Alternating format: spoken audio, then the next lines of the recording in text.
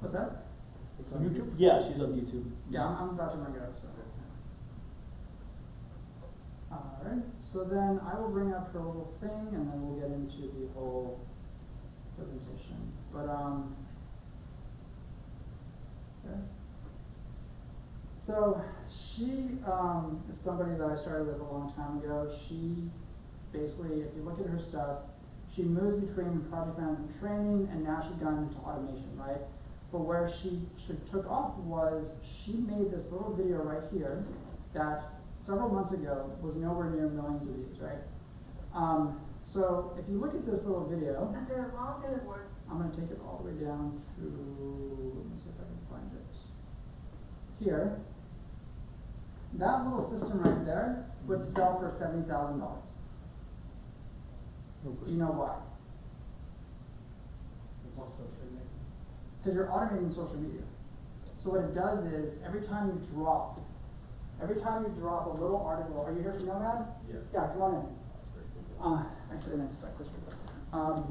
If you look at the beginning part of the automation, right? That is. Oh, Can I see that anywhere? No, yeah, anywhere.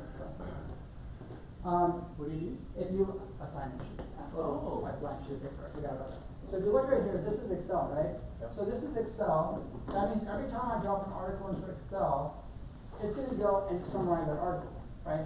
And because of that, it's going to get sent to all the different social media parts. This is your Instagram, which means it's going to generate an image. It's going to truncate it down to an Instagram post, and then it's going to post it, right? And that'll do that for X, that'll do that for Facebook, and then that'll do that for anything else, right? Huh. So why does that sell for so much? Obviously, she's appealing to some corporate or some business. She's appealing to marketing agencies, right? Because now I can just do that for every one of my clients, right? Because now I can go into my clients and I can run that as many times per day as I want. So the value all of a sudden for $60,000, $70,000 is minuscule compared to the returns you're going to make for your clients, right? Because it's just automated and you can run it as many times as you want.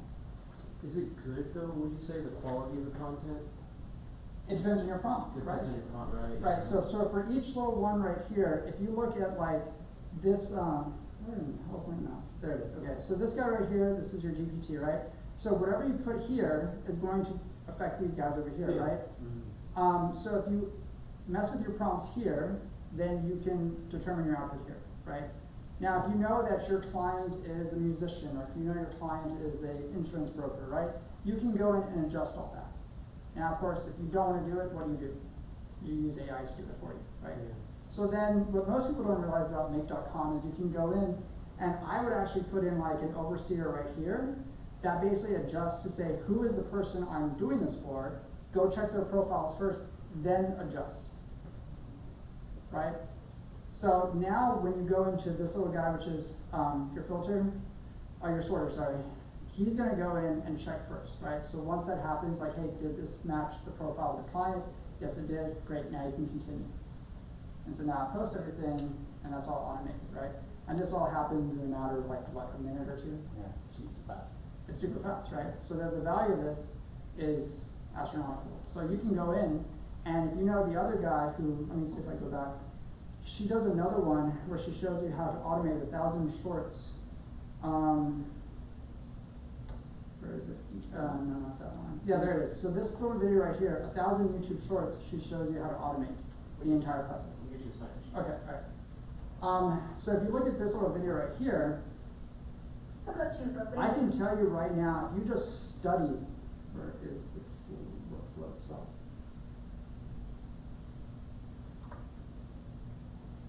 It's interesting to see that sometimes they don't need that many modules. Right, when they build exactly. the automations. It's 5 modules and you're doing so much work already. Right. But what they don't tell you about Make is that it's super expensive, because if you don't have paid accounts, you can't access the APIs. Yeah. Right? So it can get expensive real fast, right? So if you look at something like this, I can go in and just do this automatically over and over and over, right? And that's how you can produce 1,000 shorts real fast using Make.com and Canva and ChatGPT. Studying stuff like this and then turning it around and then just basically like, hey, this is how I would do it, would make you more money than going to an actual company and be like, hey, let me sell you this, that will change your life. Because guess what that company's going to do? No, thank you, we're not interested. Yeah. is sad, right? But if you think what she does is amazing, oh, perfect, yes, awesome.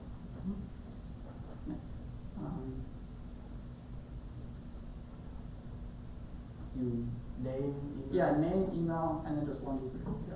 All right, so this guy right here, I learned so much from it. yeah, so if you watch his stuff, his automation systems go even farther, right? Like he has almost, what, 50, 100 modules inside his operations. Yeah.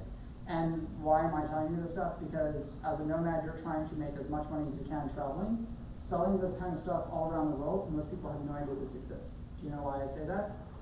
How many people actually use ChatGPT every week? What is the number?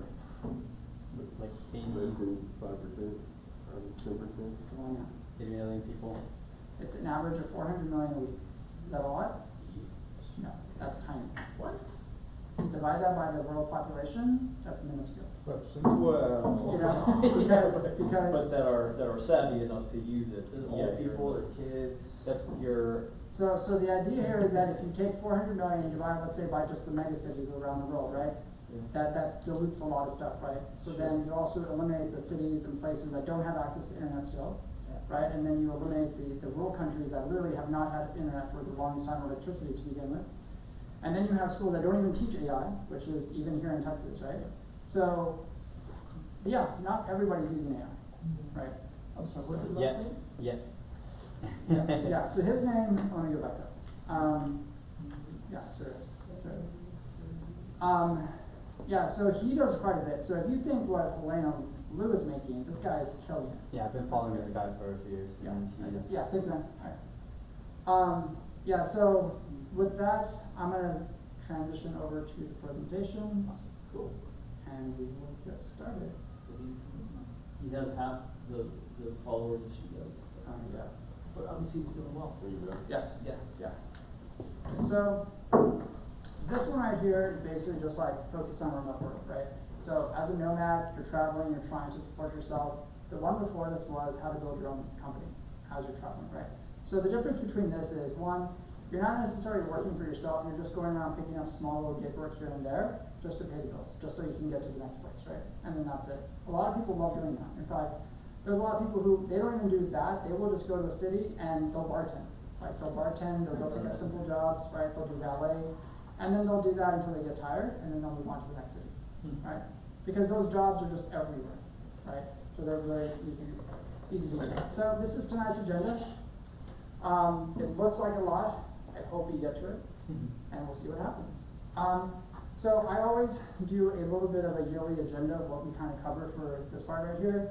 All of June has been canceled because they have events coming up in my time slots. They have other stuff going on, so June is canceled out. In fact, my next event next week has also been canceled. But for Digital Nomad, these are the topics all the way until October, right? This program runs until December, so this is what we're covering right here. So let's keep going. So introductions, I'm Chris, so I've been teaching this for about 1.5 years now here at Capital Factory, and I also teach the rising trend of one-person businesses. So do you know the difference between this class and the other one? So this one right here encourages you to travel, right, and go out. Nomads, you go out, you're not coming back, right? The other one is, I like my routine, I like my bedtime, I'm gonna build my business at home still, right?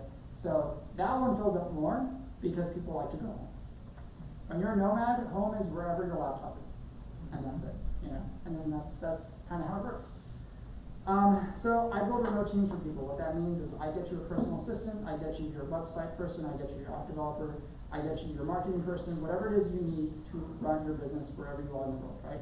You're really never going to see these people, but they're going to be the lifeblood of why your business runs, right? And that's what I built for you. So when I'm not doing that, I do AI training. So I'm doing that for companies of all industries. I just gave a talk last week for the London School of Economics, and they were very surprised at the things I threw at them. If you were to do AI training for a baker, what would you do? I'm very curious. For a baker? For a baker, like you just go and they make bread. Let's say they make bread. How would you do their training? Well, he was trying to increase his sales, so, or get more exposure. Okay, but they're an industry that doesn't think they need AI training, right? Because they work with their hands, they make bread. Why do I need AI training? Right. Right? What would they use it for?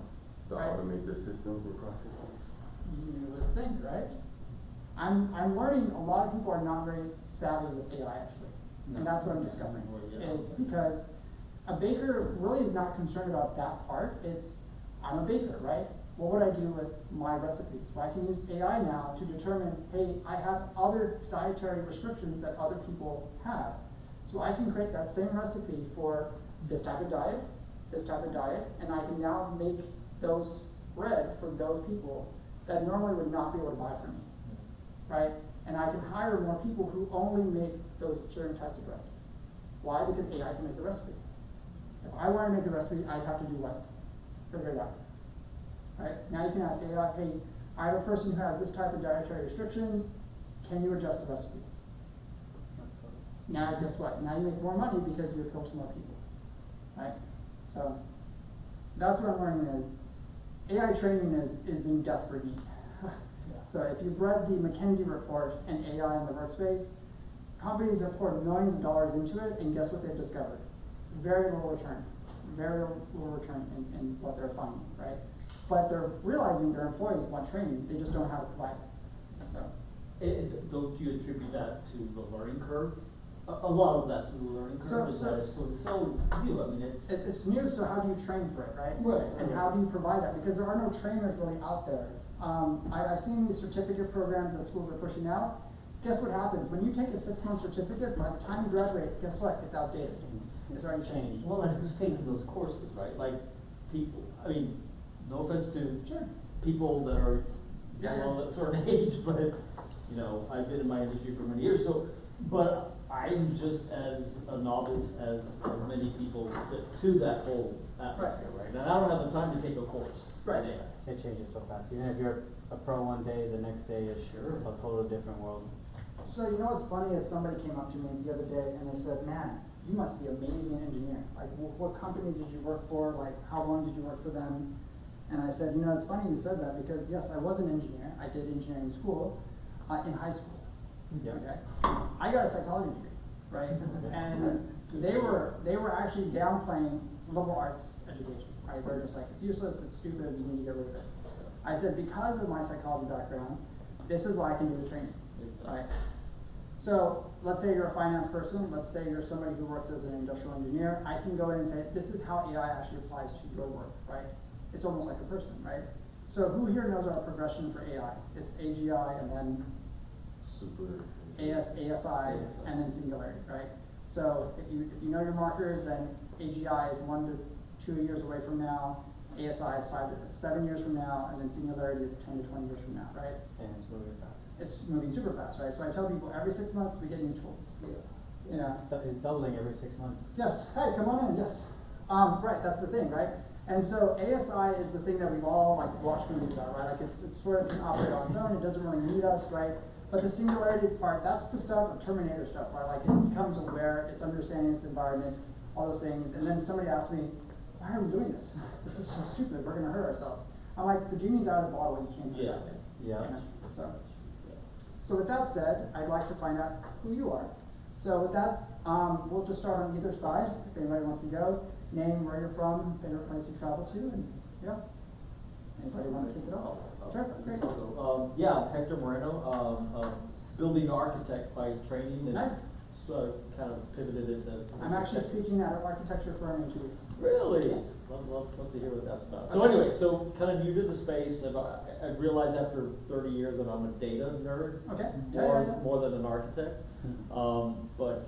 But yeah, so roughly 2 years ago, I realized that I wanted to travel and I could do it from, so I'm developing the software, right, Okay. for Yeah. my industry, and yeah, been traveling for the last Nice. 20 months. Any favorite places? Yeah, all but swing up and down the west coast of Vancouver, Okay. west coast, Paris for the Olympics for a month, and then Barcelona for a couple of Nice. months, and headed back to Spain. Awesome, yeah, I think there's a big AI conference in France, I believe in June? Yeah. I believe, yep, Yeah, that's right. I won't be there. Okay. Very cool, alright, Hi, Boris from Germany. okay. Here for 3 weeks covering Austin. Checking Alright. I want to live here for a year. Yeah. Oh, cool. In parallel, working remote, building up security operations centers, ISMS concepts, working for program management. In parallel, doing innovation investing in startups and building up a pipeline, taking stuff from Germany via Israel or Austin, developing it in the entire world. Here to see how it looks like, get to know new people, and check if I like Austin. So I have a question then, Yeah. because I have a lot of friends tell me that a lot of companies in Europe are very hesitant to put AI into their business. Yep. Yeah. Data protection is an asshole. Yes, right. And then also it's the case of they don't want to replace their employees. Can't. And regulation. You simply can't. You can't Exactly. kick them out. If you Exactly. kick them out, you pay 200,000 easy. Right, exactly. And so the problem becomes, do I innovate faster or do I stagnate? Now the question is what's hindering your innovation. It's the other way around the torsion. Okay, so now my other question is, because my friend is like, you would have so much trouble teaching in Europe, right? And so now it's like, do I go and copy your business with AI and then do that, right? What is it, Rocket Engine? Those guys were just famous for just copying businesses and just, Yep. you know, yeah. We'll get to that. Yeah, I mean, go to Arabia, go to the United States, copy it, incorporate it. Yep. So Germany will run out of innovation in 10 years. Basically, Yeah. if they don't innovate right now and change everything. right. And that's what I heard too, yeah, so. Is that the whole of EU or you know, obviously the Germany's up. Maybe Ireland will survive. And Sweden will survive for 10 years. I mean, the industrial core of Germany will survive maybe, and this is holding up entire Europe, but Sure. everything is crumbling. Yeah. So then how do people view AI there then? Like, because here it's viewed as how fast can I move, right? How many products can I push out a week, right? Europe is regarding it, why should I move? My business is running, everything is solid, everything is stable, I have my employees, why should I change everything? Okay. Unfortunately. It's very European. Yeah, this is why I came here. Yeah. Because I'm annoyed by it. Yeah. Are you going to the big party tomorrow night then? Which big part? The Fiesta party tomorrow night. It's gonna be downstairs at 5:30. Oh, yeah. Yeah, you We'll need to join be that there. then. Yeah, you need to be there. You'll get to see tons of companies that are showcasing, and then Amazing. you said you're here for 3 weeks. Yep. So then the following week should be AI Meetup, which will be here on this floor at 5 o'clock, I believe, and you'll meet like 150 people all building AI. Okay, with pleasure. So good. Great, thank you. My name is Swade. I been doing robotics in high school. Started with robotics. Decided I was gonna go to UT for engineering, and while I was in my first year, decided I was like, you know what, I don't like working in an office and for someone. Yeah. I like the idea of when I was in the shop building whatever just came to my mind. So I dropped out. I actually got into real estate because my thought was to get money, Okay. so then I can fund my projects Yeah. and then start on my projects. I was surrounded by a lot of people here at Capital Factory and TechSpace, and people that were like, you know what, the idea, if you have the idea, there's money is kind of like it comes. You build the idea, money comes, and you know, just surround yourself with a good network of people. So I started real estate because I didn't think I can get the money to build these things, so I was like, I'm gonna get it myself. Okay. And I kind of got stuck, complacent with making the money, and I did get into the digital nomad lifestyle of like, all my clients were international. Right. I'm selling property in different places. Yeah. I can just work from my laptop, so I actually went to Central America, learned how to surf, Okay. and spent a lot of time in El Salvador surfing, like 5 hours a day, Sure. and talking to my leads Okay. all day, you know, and got into that. Then I went to Playa del Carmen, I guess I heard it. Okay. And because I was selling property there, I was seeing the gap of there's a lot of property, but there's not good management. So I started a property management business to manage the properties that I had sold and other my colleagues had sold. Very So cool. I started building the gap there, and then I got into figuring out how to build a system to Okay. automate the process Yeah, of yeah. maintaining so many properties Okay. and employees and staff and cleaning and reviews and all this information that's just text that's all over Airbnb, VRBO, and Yeah. so I started building a system with Make.com Okay. and Zapier to automate that process, so where I was working not so much when I was doing sales and a lot when I got into property management. It was killing me. Once I automated everything, I got to the point where it was about 2 hours a day Yeah. worth of work just to make sure that all the systems are in place, everything is going well, all the information is going to the correct places. And I realized there, I was like, okay, building systems is the way for me. I need to learn how to build backend to where I'm not just depending on make.com, Yeah, I'm yeah, creating my own systems. I got into programming, just kinda YouTube.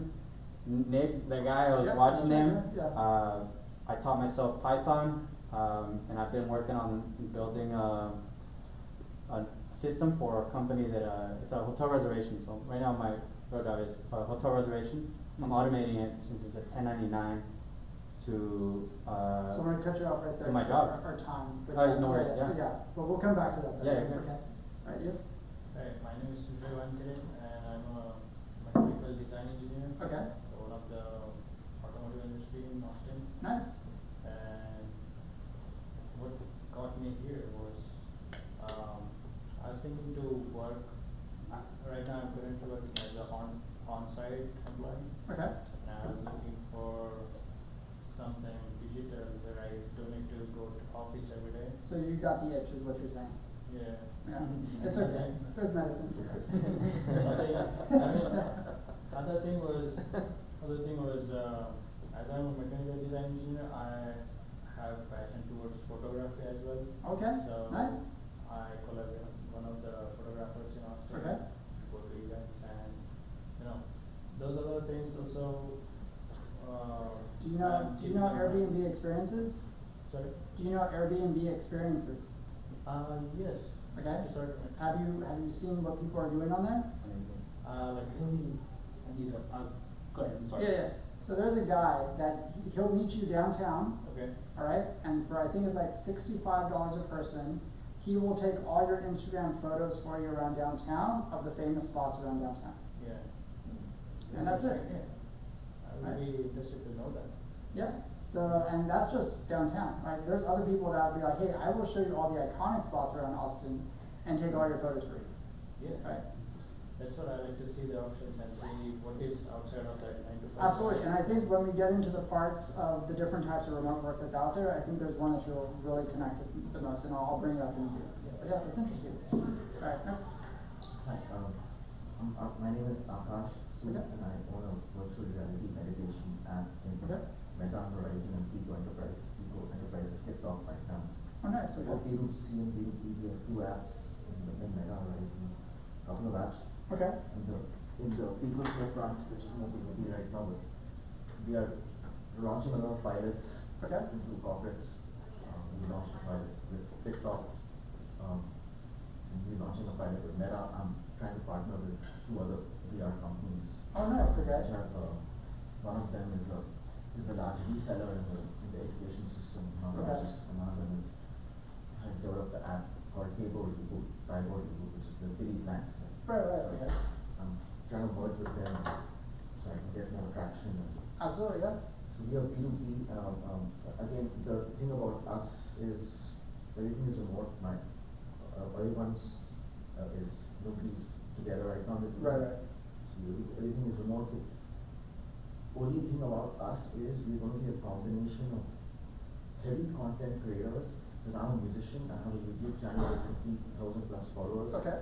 And I have these nature therapy videos. Yeah. And it's very hard to get to locations. I do drone video shoots and Oh, wow. It's Okay. very, very hard, difficult to get to places. Of course, yeah. Colorado, Hawaii. So I've been doing that. So all of the content creation business, like taking that into, not just into what we do in sort of Unity gaming engine, but also from my music studio. That's the hard part. The remote part is only how every time I have to move, take my music studio with me. Other than that, a lot of our work can be done remotely, other than just that part of our business. Sure. So that's who we are. And Nice, okay. Well, hopefully you pull something from tonight's presentation. yes, I hope. Yeah, alright, thank you. My name is Jonathan. Okay, I would consider myself a student no-code developer. Sure. I've been, I'm more of a sales guy, but I'm in the automotive industry, so I have, actually, for example, like I have companies that need their own apps to automate their business and stuff like that. Okay. I'm working with the party bus company right now, and they do everything off of Google Calendars. wow. And so they kind of like need, they need the business, but I kind of been trying to figure out how to build the apps and do all the stuff myself, but Yeah. I'm kind of stuck. So like I said, I'm more of a sales guy. So just here to learn and network and see if I could, it's kinda like I have the customers, but I need the product, so. Right, of course, yeah. I'm like in that position. Hopefully you're able to make it out tomorrow night to Fiesta. I think you'll also find a huge crowd there as well to your liking. Okay. Alright, so here's a little bit of news. This person right here, the first one right there was, I've lived in 6 places since becoming a digital nomad, and one has stood above the others. So, let me see if I can click here, yeah.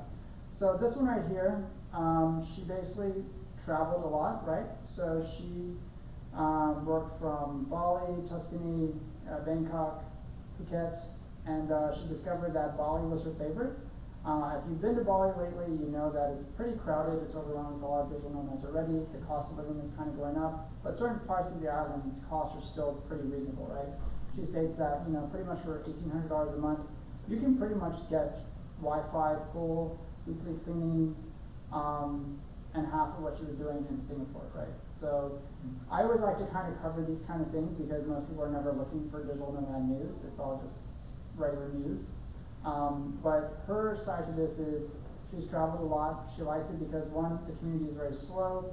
It offers more of a meditation feel for the environments and things like that. So my other one that I have is also the Philippines will be getting a digital nomad visa as well. So that one is pretty interesting because a lot of people never thought that was going to happen for a while, but because of the massive amount of people going through, one of the places that will really never get a digital nomad visa is Singapore. Like their restrictions are just ridiculous, right? I know those people who do the delegation for digital nomad stuff because I keep pushing for that, right? I talk to them and they're like, yeah, we just don't have the laws that allow us to do a digital nomad visa. New Zealand has announced one, right? So they want more of that industry lead, so they're trying to bring in those people. And what was interesting was I found an article called "Why Aren't More People Digital Nomads?"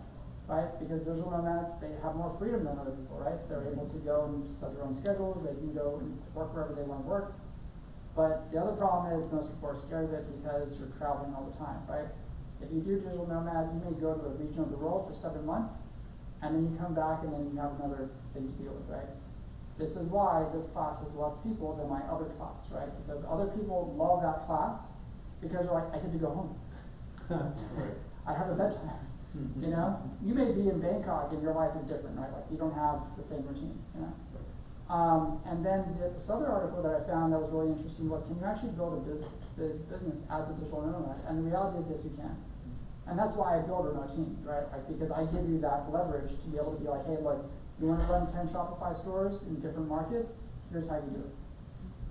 Most people don't do that, right? Because they're like, I don't have time to run 10 stores. I'm like, no, you don't do that. You hire a team to do that for you, right? So, there we go. Yes. So with that, there's a little humor that I like to throw in. I hope you get this.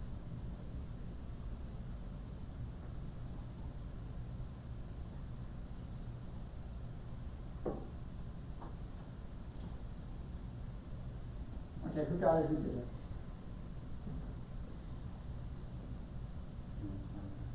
She's processing because she forgets what city she's in. Yeah. So, when you're a digital nomad, you are traveling so much, you're just like, oh, that's right, we're not in that city. I forgot that cafe is not over there. So, all right, let's keep going. So, basically, simple, we kind of already covered this. Somebody who works from a laptop, travels the world, stuff like that, right? Who can become a digital nomad? Anyone, right? As long as you're willing to let go of your routines and kind of reduce your possessions, go do it, right? A lot of people think that only young people do this, and I say, actually, most older people approach me about this. Why? Because they have the money for it, they have the resources, they have the time. Most young people are worried about, I need the education, I need to go to school, I need to do this, and I need to make a lot of money, and I need to do that before I'm 21, right? That's a lot of stress. That's a lot of stress to put on yourself, right? But because of all the opportunities that are going on out there, guess what? AI has now changed everything, right? I did my other class last summer, how to build a SaaS product, right? And we did that in like 20 minutes. And I basically showed them how to build out an entire business right there. And they looked at that with just shock and awe. And I said, that's not the scary stuff. I said, now we have new tools today that can take your business, copy it, and say, copy that business, and make it better. right? What does that do to businesses now, right? It means there's more competition, right? If I can go in and look at your website and be like, hey, show me how to do that website, but for this country, right? And then do that, and then find me the clients, and build me the list, and give me the SEO guide, and I'm gonna go make a sandwich. That's the world we live in now, right? So the types of remote work that exist are, you have full-time, obviously, which is you work for a company still, but you travel. They basically take care of your visa issues, they take care of your benefits, your insurance, all those kinds of things, right? The cons to that is you really don't have control of your schedule, right? Whatever the company decides, that's what you have to work with.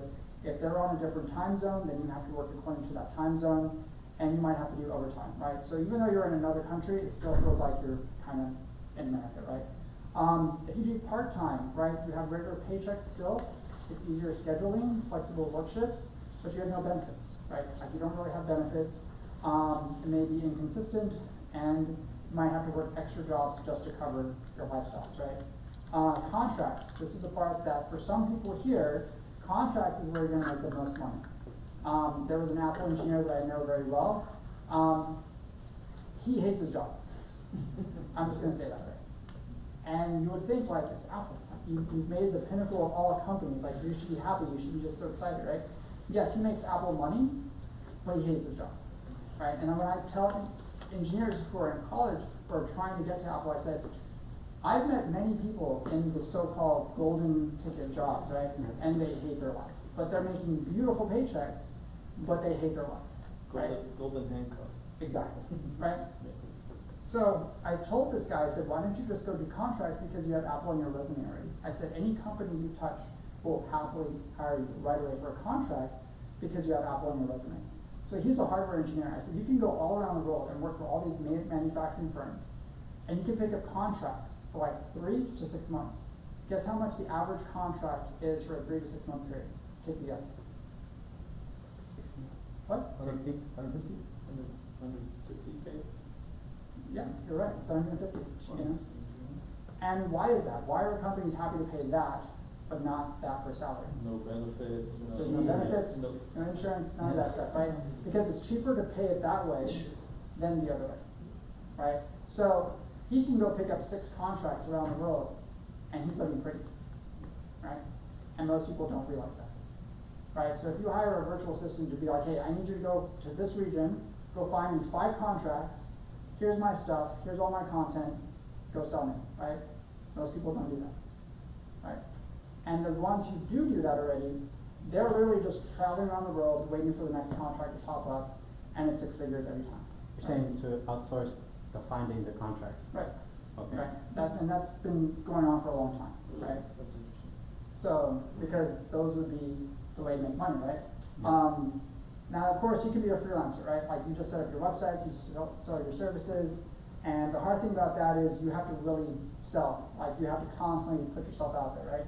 Contracts are very different because you're not doing anything, you're just going directly like, hey, I work for this firm, this is what I do, and I have time on the side, right? You may take a sabbatical from your firm, and you can go pick up a contract, right? Because you have that experience already, you know? So, here's the difference between these two, right? And this is really important to understand, and that is freelance is very much, it's you, right? You are the director of your life. You know, full-time on the other hand is, yeah, you have job security, you have your benefits, you have all your stuff that you're looking for. And it may be the case that you go work for one company. I know a guy who has 3 full-time jobs, and they're all around the world. Does he have a happy life? No. Does he make a lot of money? Absolutely. Like his bank is happy, right? He works a lot, right? But he has tons of money, which I don't know when he has time to spend it, but he's got money, right?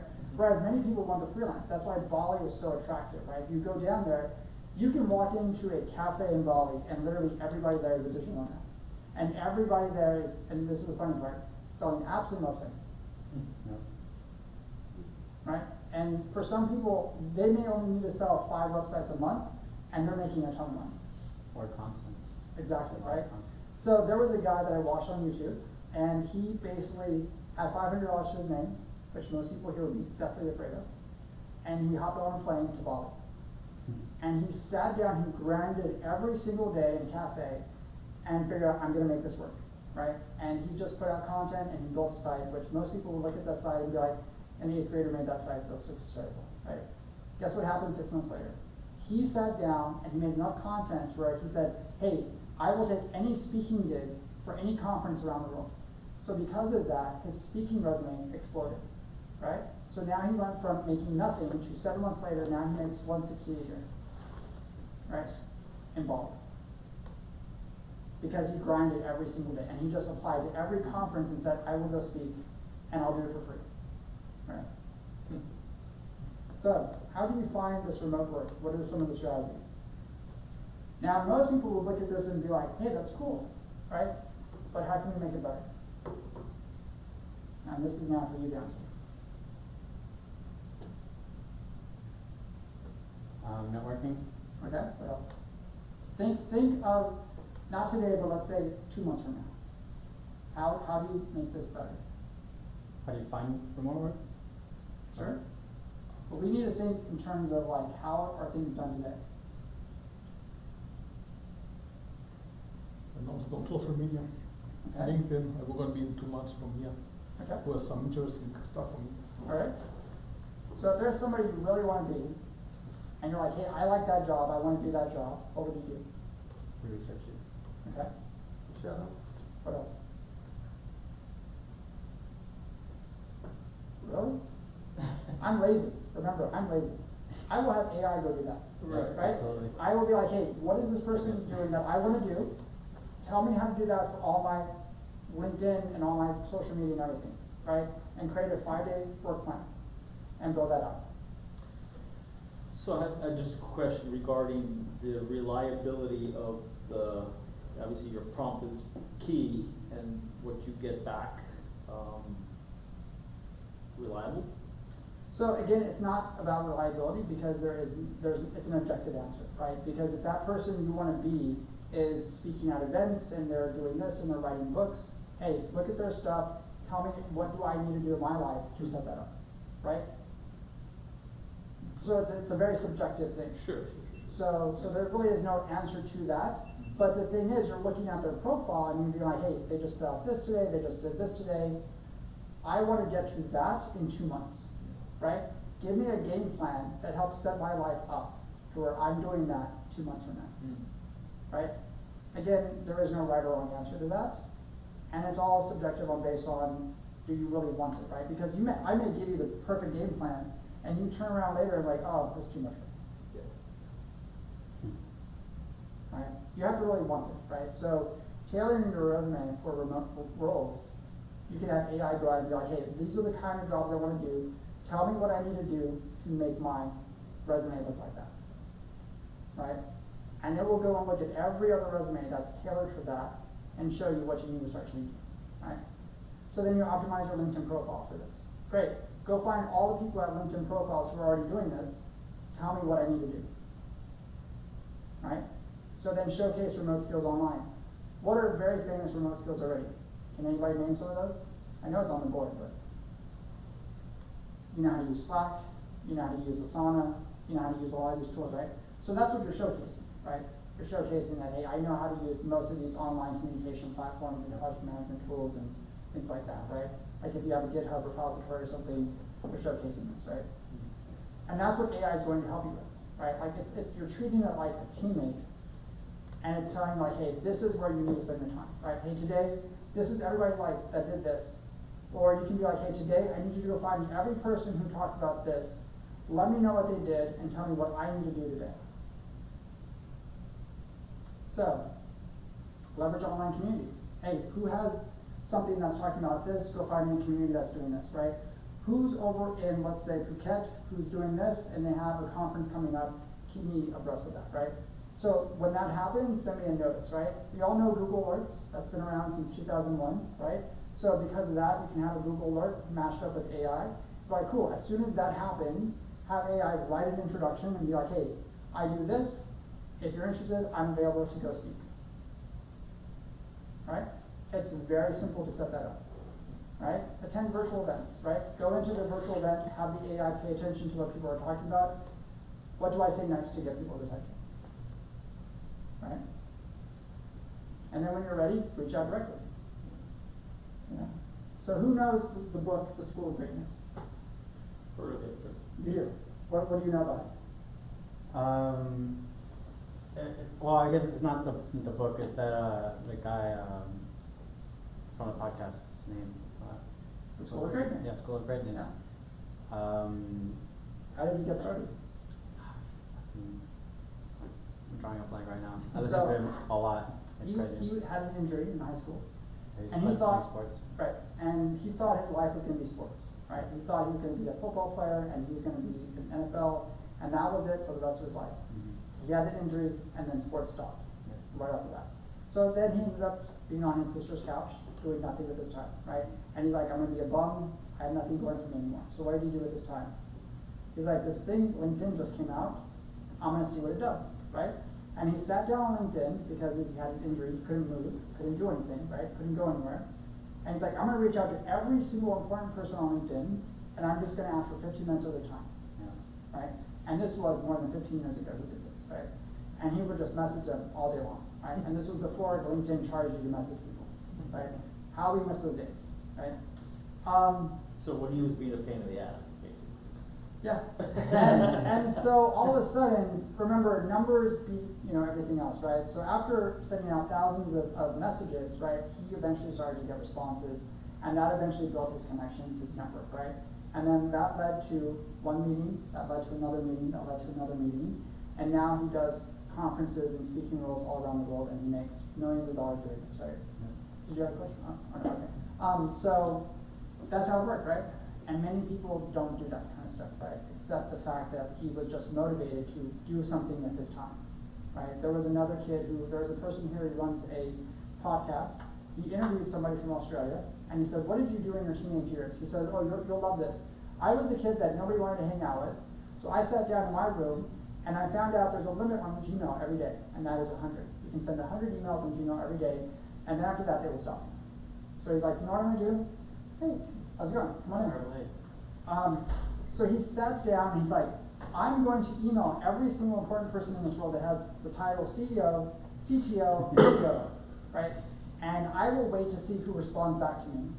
And he did that every Friday night until he hit his limit, That's crazy. right? And then guess what happened? Yes, I will be happy to be on your podcast. I will be happy to have 15 minutes with you. And he did that over and over and over every Friday. Why? Because he was in high school, nobody hung out with him, and that's how he spent his time. That's amazing. So now today, he knows tons of executives, VPs, and CEOs around the world. So if he ever wants to go to a party, guess what? He has a personal invite. So, how do you stand out in virtual interviews? Right? Well, now that I've kind of given you away the secret sauce, what would you do? He said, I didn't turn this on.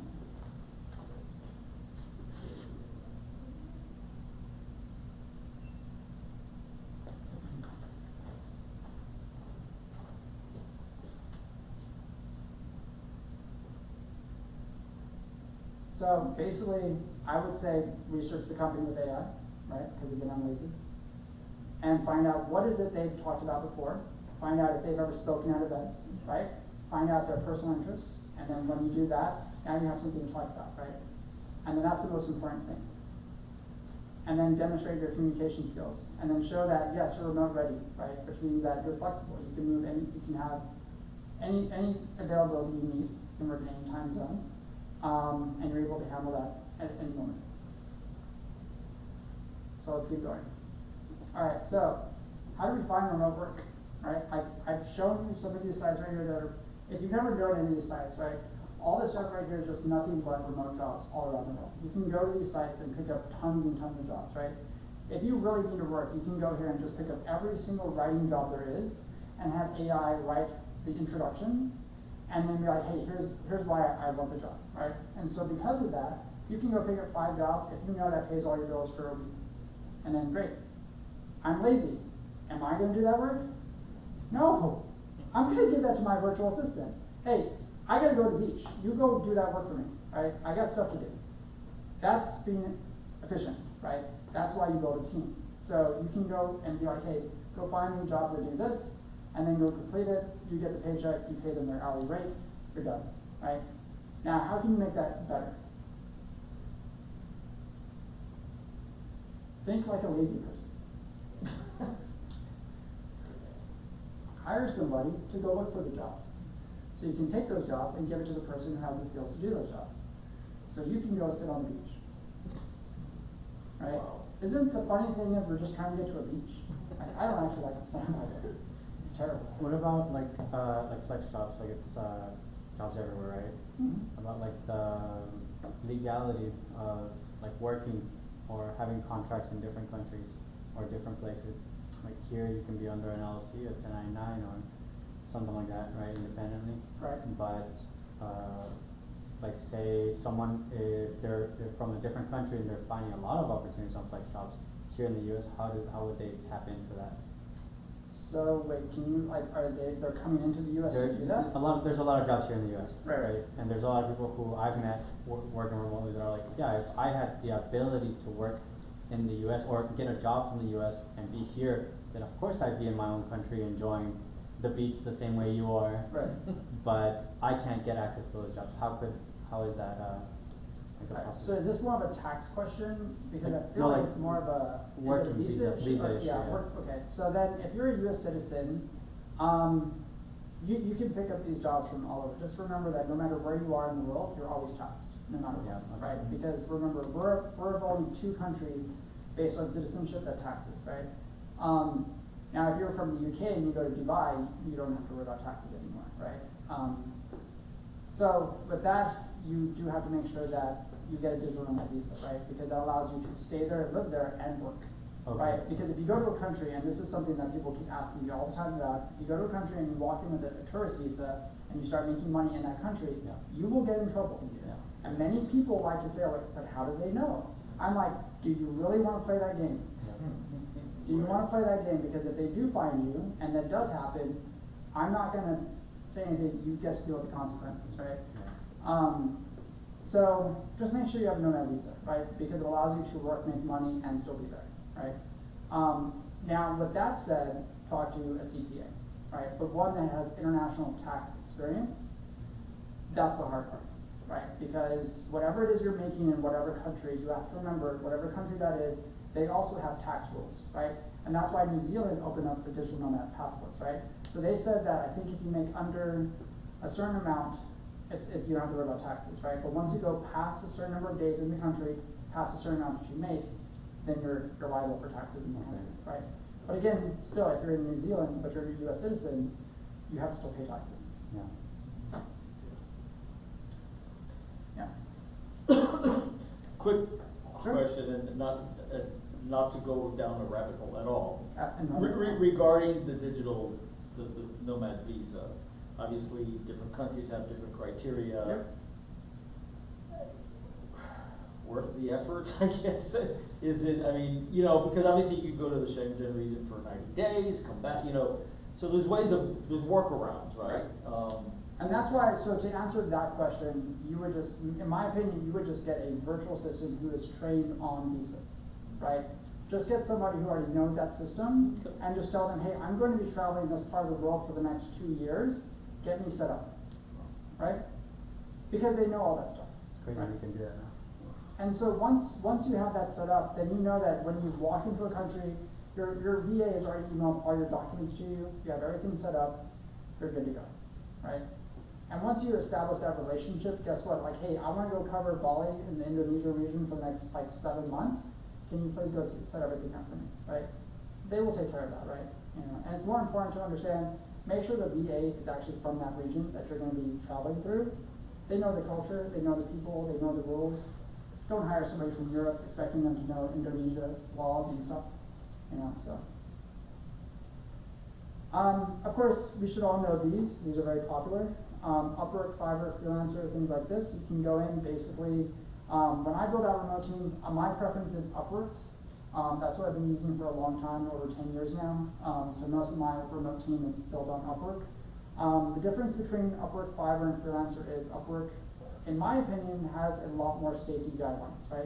You can go in there, pay your person through Upwork. Don't try to be like, hey, what's your PayPal, right? Because if you do that, guess what? You're opening yourself up to scams, because that person may be like, hey, this person's American, they got money, I'm gonna tell my cousin, right?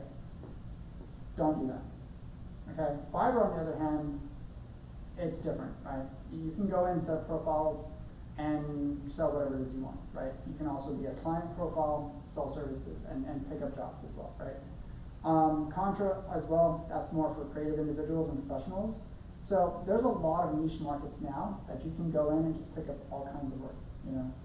If you really want to get into this, get like 3 or 4 virtual assistants for different continents, right? And go find work all around the world, right? Like I said, if you're interested in contract work and you're an engineer, have that person go contact every manufacturing firm in the world and be like, hey, I do this, go sell my services, right?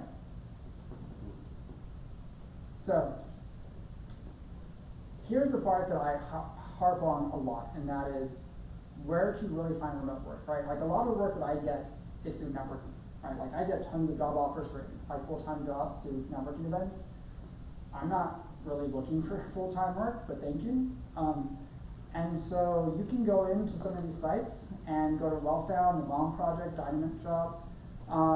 But I also think creatively, right? Like, let's say you're not an engineer. Let's say you're not a creative person. You didn't go to college. You don't have a background of this stuff. I know a lot of people that just house sit around the world. They will house sit for these beautiful homes because the family's on vacation, right? And they'll be gone for a month or 2, right? So they got a home in that region of the world. They get paid, you know, there's food in the refrigerator. Or why not provide services around the world, right? Pet sitting, dog walking, childcare services, tutoring, and now we have AI, right? So there's all kinds of stuff. There's a family I know who they travel in RV around the US and they just do dog walking. That's literally all they do is dog walking, right? They will go and they will get on all the dog walking apps and they will click like, hey, we're going to New Orleans. Let's look at every single job we can pick up and we'll do that, right? Do you need a college degree to do that? No, you do not. All right, so applying for remote jobs. She looks so happy.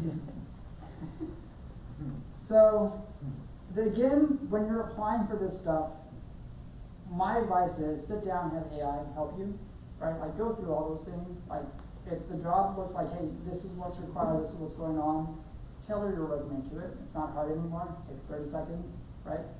And I think you'll be very surprised if you watch the number of videos that people have already put out and be like, hey, look, I've applied for 1,000 jobs using AI. This is how many have responded back, right? It's no longer the case that you need to sit down and customize every single cover letter, right? Like if you watch Elaine Malou, she can show you how to automate that entire process, right? She can show you how to scrape like 1,000 jobs, send 1,000 emails, send 1,000 cover letters, and it took 5 minutes, right? And that's just for one city, right? So imagine doing that for different continents around the world, different countries, right? So all of a sudden now you have just a hit rate. So if you're just trying to hit rate and you're just like, hey, I want every job that pays above $200,000 in these fields, yeah, you know. Any questions? That's all the eyes looking. What about cultural aspects? If Cultural? you're going to Thailand and you want to consider the cultural aspects, what do you do? What's important? All right, so before I answer that, anybody want to chime in on that? I would hire a VA to tell me what to do, right? Because they know the culture, they know the stuff, right? So like, hey, I'm gonna be here for 6 months. Where should I go? What events should I be at? What conferences are coming up? Please sign me up for that. You know? Because they know that stuff, they grew up there, that's their homeland, right? So then now all of a sudden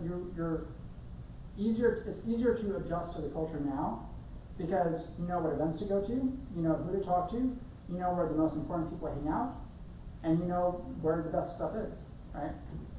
So, and you can do that for any country.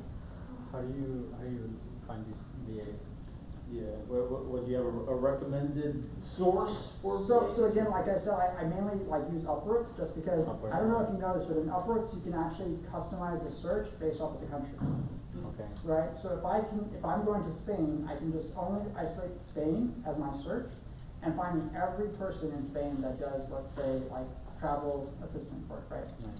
And now I can reach out to every single person, like, hey, I'm about to come here. Can you show me around? Can you show me what I need to go to? right? And what do you think that's gonna cost you per hour or per project? Not much. $100. You're gonna be rich. Per hour, like Yeah, let's go with per 15, hour. 20. You're rich, my God, look at these people in this room. This is crazy. It's cheaper than Well, that? for It's VA? cheaper than that? I've never hired a VA or somebody from Upwork. I never paid more than $6 an hour. Okay. Wow. Yeah. Like, my first, Obviously, it depends on the country and the region. right, so my first VA that I got, that was over 10 years ago, and she was $2 an hour.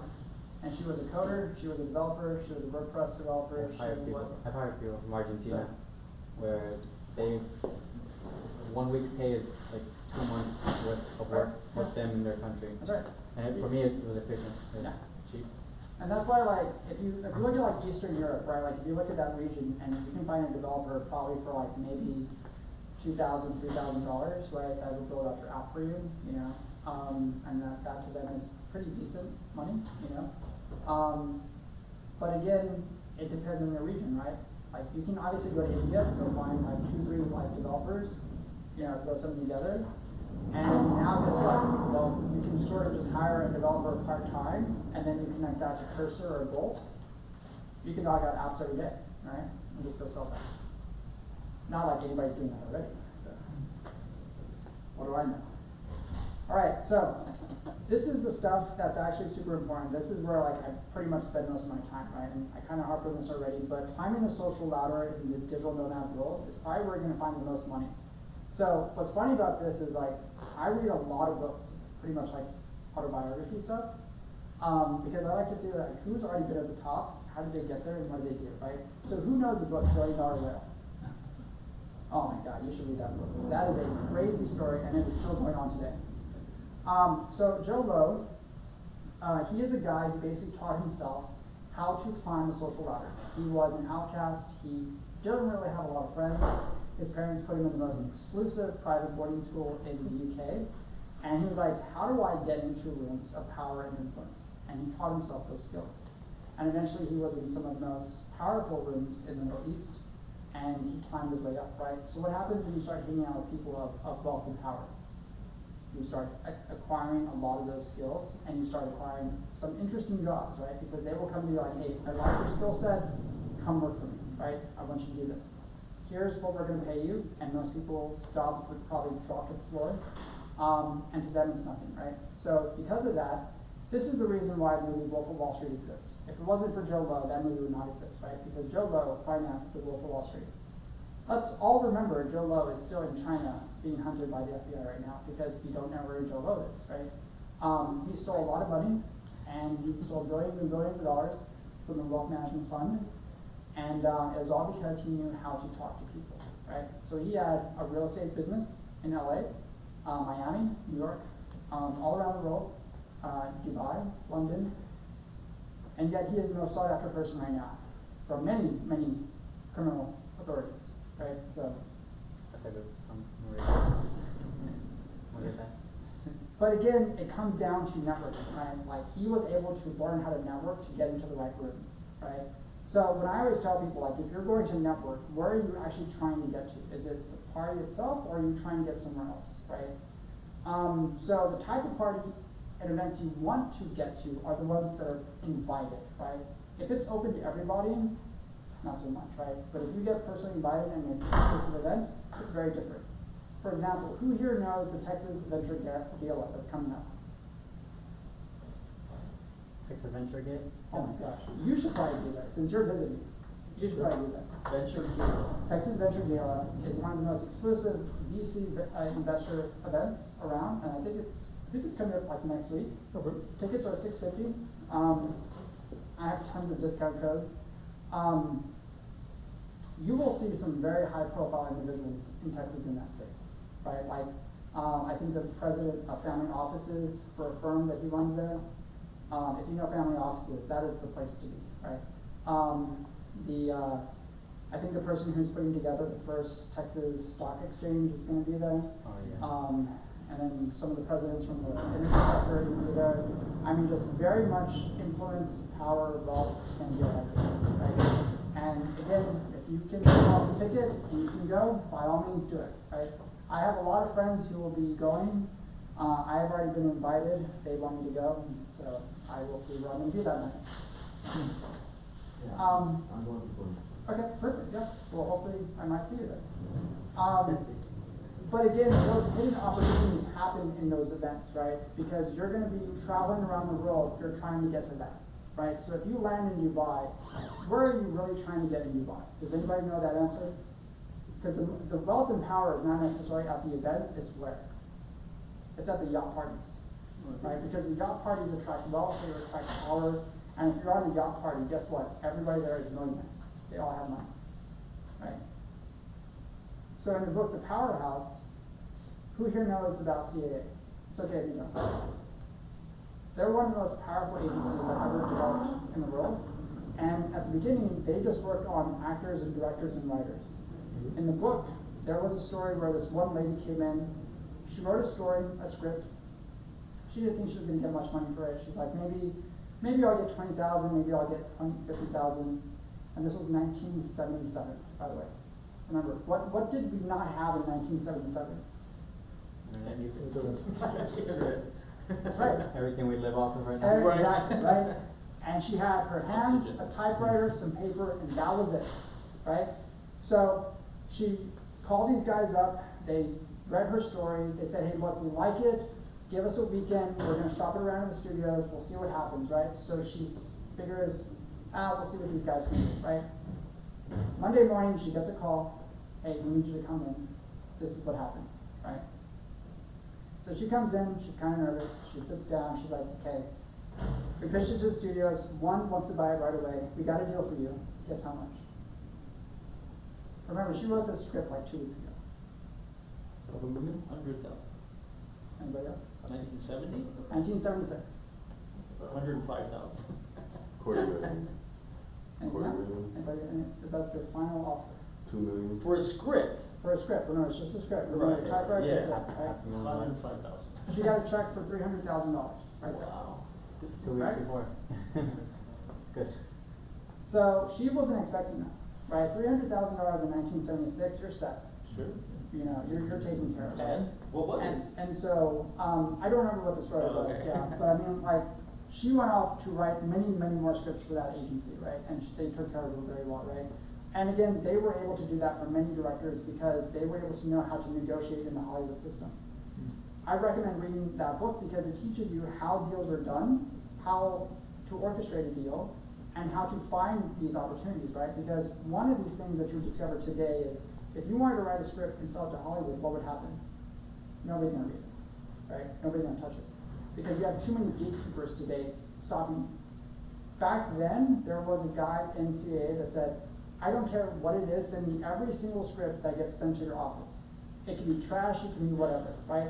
And because of that, the 80s were filled with amazing movies that we don't get today, right? And if you look at the quality of movies from the 70s, 80s, and 90s, it is very different from what we deal with today. Because they had an open door policy, they wanted everything. And so because of that, they met a guy who was a writer, and he came in looking disheveled, and he gave a script to an agent that said, hey, look, I want to read this. And he sat down and read the script, the 60 pages, read the whole thing right there. And he's like, this is amazing. Like, do you have more? He's like, yes, give me a week. And he's like, okay. So he comes back, looks even more disheveled. Looks like the guy hasn't showered in a while. Gives him 60 more pages. He's like, this is phenomenal, right? And he's like, can you finish the story? He's like, okay, here's the thing. I can finish the story or you're never gonna see me again, right? So he somehow manages to find the guy again, finishes the story. That story turned out to be the movie 48 Hours, right? And that movie, if you've never seen 48 Hours, became the template that every other Hollywood movie used for buddy comedies after that.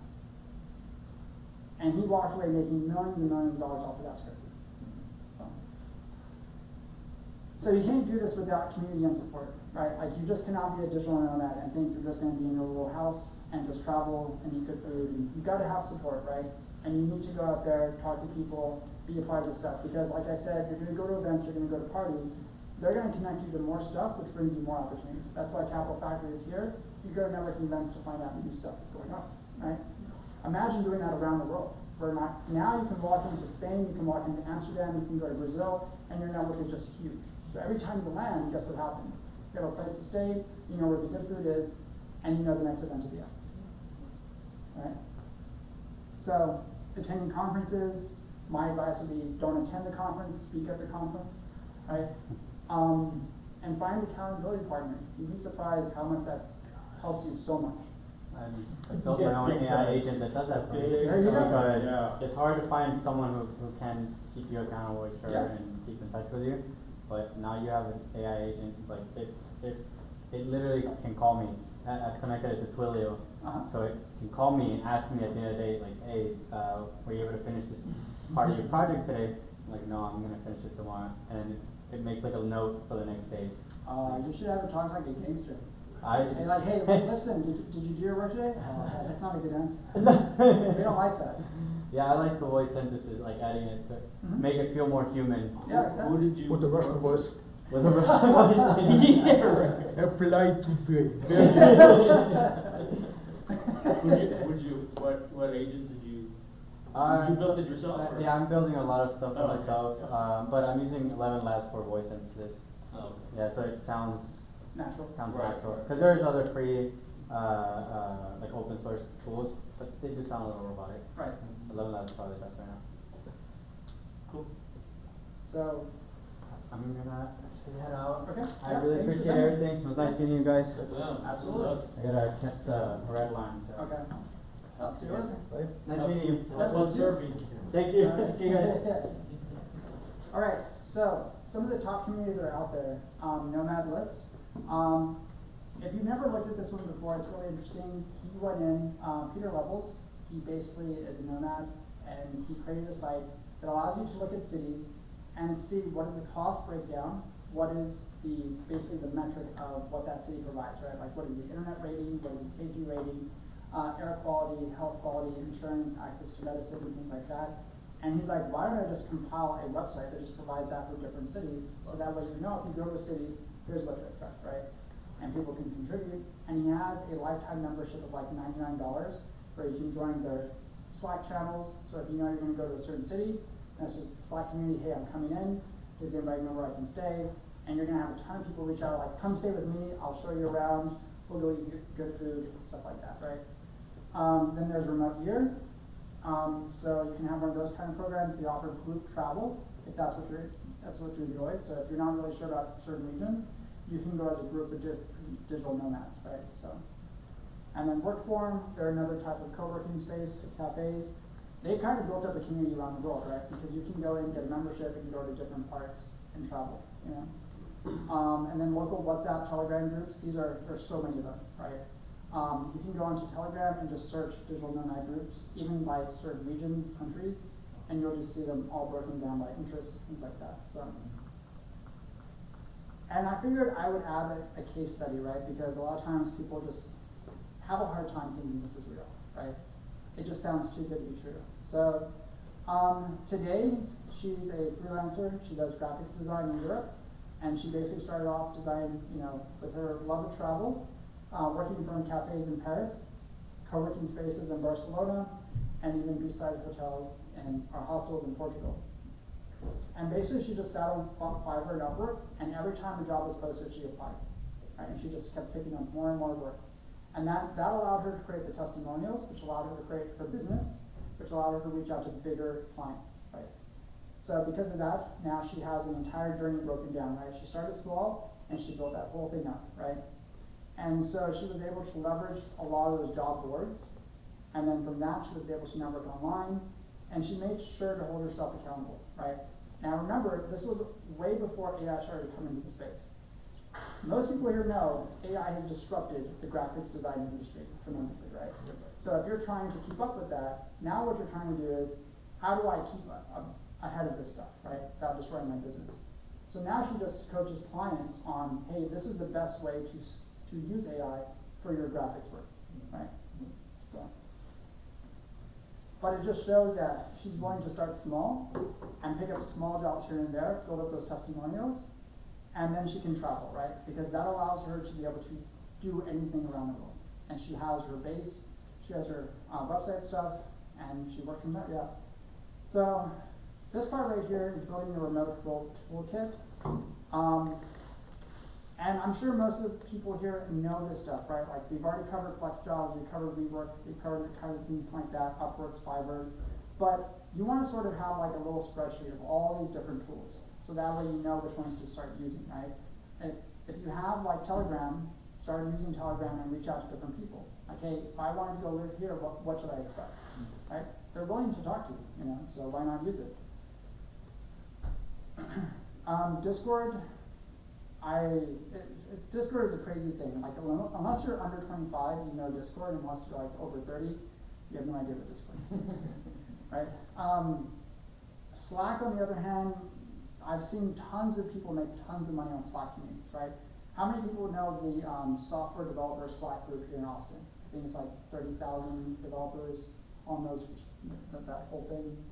And I forget how much they charge or something like that. But you can go into that Slack community and basically just see tons of developers in the Austin community, just because like there's so many unemployed people. But Discord, on the other hand, you could probably find a whole way of building a business off of that and making it more interactive and stuff, right? If you've seen the AI tools that make it interactive, you could probably do some really cool stuff with Slack, you know, so.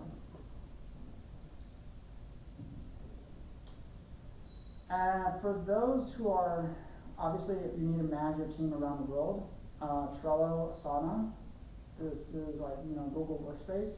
You're going to want to have your team on these kinds of environments, right? Like, eventually, if you start making more money, Asana is where you want to put everybody. That way you can keep track of all their progress, their deadlines, their milestones, and make sure that it actually works, you know? So, anybody have any questions so far? I know we've covered a lot, and it's a lot to ingest. Have you heard of School by Alex Ramosi? Does he own school, or does he work on school? I want to say. Does he have a school community? Yeah, I want to see probably like the top owner investor or something like that. And why is that? I just was wondering if you heard of it. Oh, absolutely. I'm very keen on like a lot of these different things out there, because there's so many people that have built school communities. Okay. And so there's one for project managers, there's ones for digital nomads. Obviously there's ones for guys who want to get buff and, you know, in shape and all this stuff. And then there's ones for like book lovers, and then there's ones for travelers, even cat videos, right? Because the cat videos apparently. But yes, I understand why he is very invested in that stuff, because as you can see from the stuff I've mentioned before, community is very powerful, right? Like, having a strong community is the reason why so many people on Discord make a ton of money every night. If you've seen the people who run very, very well managed Discord servers, they got thousands of people in there, right? I have seen teenagers on Discord and then average like $3,000 to $4,000 a night on their channels, right? They're teenagers. What on earth do they have to talk about, right? Why are they making so much money? He knows. We're looking at you. He knows. But they do, right? Because I've seen teenagers who literally, they will show their screen, right? They'll show their Snapchat story and be like, what is this? Right? Like, I just made $5,000 and I did nothing. Wow. You know? Wow. But they didn't really do nothing. It's because they sat every night live streaming, talking to their followers, building an audience, right? And that is something I've been preaching for like, I don't know how long. And how many people listen to me? Nobody. But the teenagers get it. Right? Because they're happy with those $5,000 checks they get every night, you know. And most adults would love that stuff. But tell an adult, go live stream, go do that stuff. I have better things to do, thank you. Right. But I guess it's more important than making money. So, one of the things you're going to want as a nomad is a Wi-Fi finder, right? You need one that can help basically like do it's like a sniffer, right? And basically, as you get to a city, it tells you where all the Wi-Fi ports are, ones that are open, ones that are closed, and it will actually even give you a list of the passwords for some of these Wi-Fis, right? Which is pretty interesting, because these people go in and then they're paid to be like, hey, what is the password for this? What is the password for that? And you can access that stuff, right? So. And you will need time zone converters, because you might be like, okay, we're going to schedule a meeting, but you're in this place and I'm here and I don't want to do the math, you know. And obviously VPN, because not every place has very big infrastructure. So, yeah. All right, so let's play with some AI, right? Because I know that's what y'all came for. All right, so we're going to go into here, and I'm going to start a new chat. And we're going to see if we can find some remote work.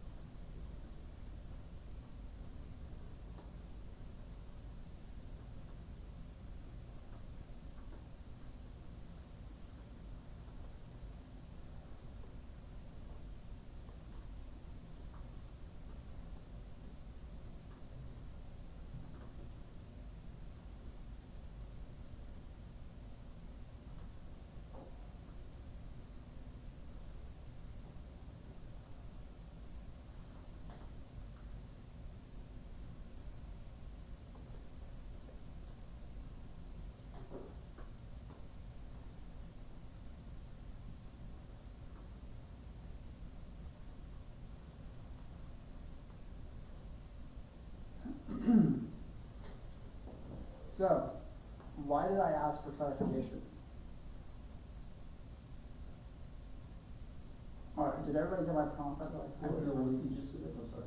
So basically I'm asking them to find remote work for me, right? So I'm teaching a class, and I need to find some remote jobs around the world. I want to find them in Brazil first, right? And I want you to see if you can find me something related to creative writing jobs that are only remote from people and companies. Please ask me some questions before starting your search. Why did I do that?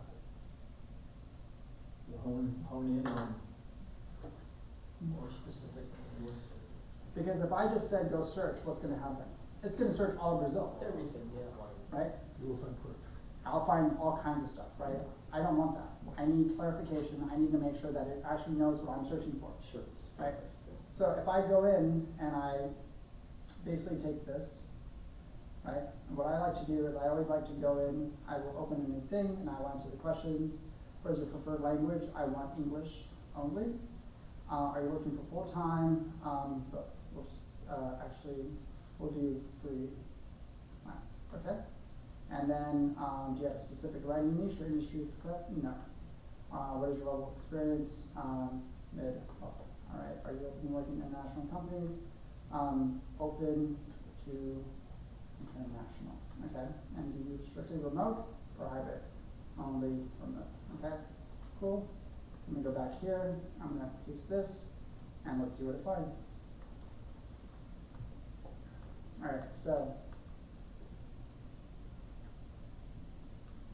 Nice. Okay.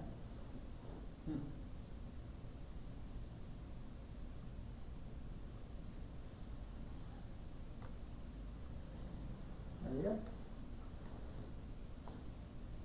I'm lazy. Remember that.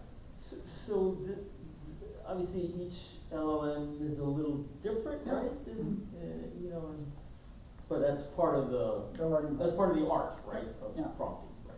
Okay. And so because of that, you're going to have different results if you use Claude, you know, if you're going to use something else, obviously OpenAI as well. If you use DeepSeek, you're obviously going to have very different results. Just keep that in mind, right? For some people, they will have 5 tabs open and they will give the same prompt to different things, right? Right. And then they want to see what all the results are going to be, right? Huh. You probably like used as much energy as like a city, but that's okay, you know? And so you still found the jobs, right? And so because of that, now you can go in and be like, okay, cool, here's the jobs, give it to your VA, now go to your job, right? I'm gonna go play some video games, let me know how I do, right? And then they're gonna apply for the jobs, and then they're gonna give it to whatever else VAs do that stuff, right? So if you know your VA only applies for jobs for you, and your other VA only does writing jobs for you, guess what? You built a system, right? And that system is meant to automate. Right, once you can learn how to automate that, guess what? Now you can have another team that only does jobs for websites, right? And another job that only does apps, right? So, because I'm lazy. I just have a question. So whenever you're talking about like VAs or virtual assistants, are you talking about actual people? Mm-hmm. Why can't you just use like N8N or something like that and like just make an AI agent to do that for you? It's gonna be free. So you can, right? But most people don't know how to do that. And that's why I give people human assistance, because most people want a person they can talk to, right? If I go in and build out an automation platform and I do that, I'm a genius, right? Because then I can make money infinitely, right? Building that, selling that to somebody is a lot harder because they don't know if it messes up, what do they do, right? Now, of course, they could have AI go double check it, but if you have a VA that knows how to set those up, guess what? Now you can have a VA that goes do that all day long for you. Go set up like 20 different automation systems, run those all the time, and now you're just basically money glitching every day. Right, so. Did everybody get that? No. Sort of? Okay. I got the human VA part. So, yes. I mean, like, you can go in and obviously you can have this run every day at 9 a.m., right? Like, you can automate this entire process. You'd be like, hey, every morning, 9 a.m., I need you to go run these search parameters, and I need you to go take this information, throw that into a spreadsheet, and I need you to take that information, send that over an email to the VA, and have the VA apply for the jobs, right? Now, for his role right here, he probably doesn't want to do that. He wants to eliminate all humans, right? So then, that's okay. So then you have that, and you have the AI go in and start applying for all those jobs, right? And then you can automate that process too, right? Because now you can, if you get the job, well then that's great, right? Because now we have AI avatars to do your interview for you, right? And that's okay, you know? So, yes, at some point it's just us sitting down watching TV all day long. So. But yes, I wanted to just demonstrate because again, you can do this for any type of job around the world, right?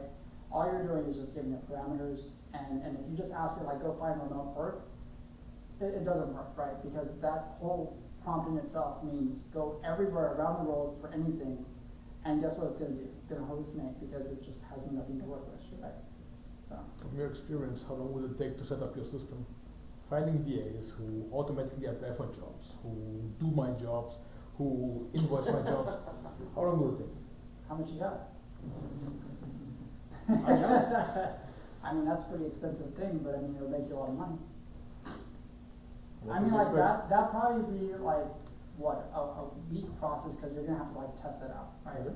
And if you test it out, and then now you can be like, hey, I only want it for certain countries, or I only want it for certain regions, or you can have a rotate, right? If you have a rotate, you run the chance of it messing up at some point, right? But if you keep it to like certain countries, right, and run it every like Monday at 9 a.m., you could probably find a lot of stuff, right? So investment is basically 10K, maybe even less. Probably starting, yeah, because I mean, like, once you get that off the ground, if you're only looking for app development work, then you could easily automate that entire process, right? And I guarantee you there's people already doing that, right? Yeah. Because that's a gold mine of ideas, right? If I can go in and be like, hey, my agency only builds websites, and I go in and have AI track every website job out there that's posted, I can have that automated every day, right? And then I can have that sent to a spreadsheet, which goes to a human person, and be like, I need you to physically do the interviews if they require a physical interview, right? If they're $3 an hour, why not? Okay. You know, Sure. so, yeah, I'm lazy, so always remember that. Always remember that you're lazy. Because what does Bill Gates say about how to work efficiently? Find the most lazy person. Delegate. No, he had it. He had the right answer. Like, find the laziest person out there because they will know how to find the easiest way to do something. Right? Because that lazy person doesn't want to work. Right? Smarter, not hard. Right, exactly. Because you want to work smarter, not harder. Because you're going to look for the easiest way to be like, hey, they're paying me all day. I'm going to figure out how to do this so I can work for 1 hour, still get paid all day. And yeah, right?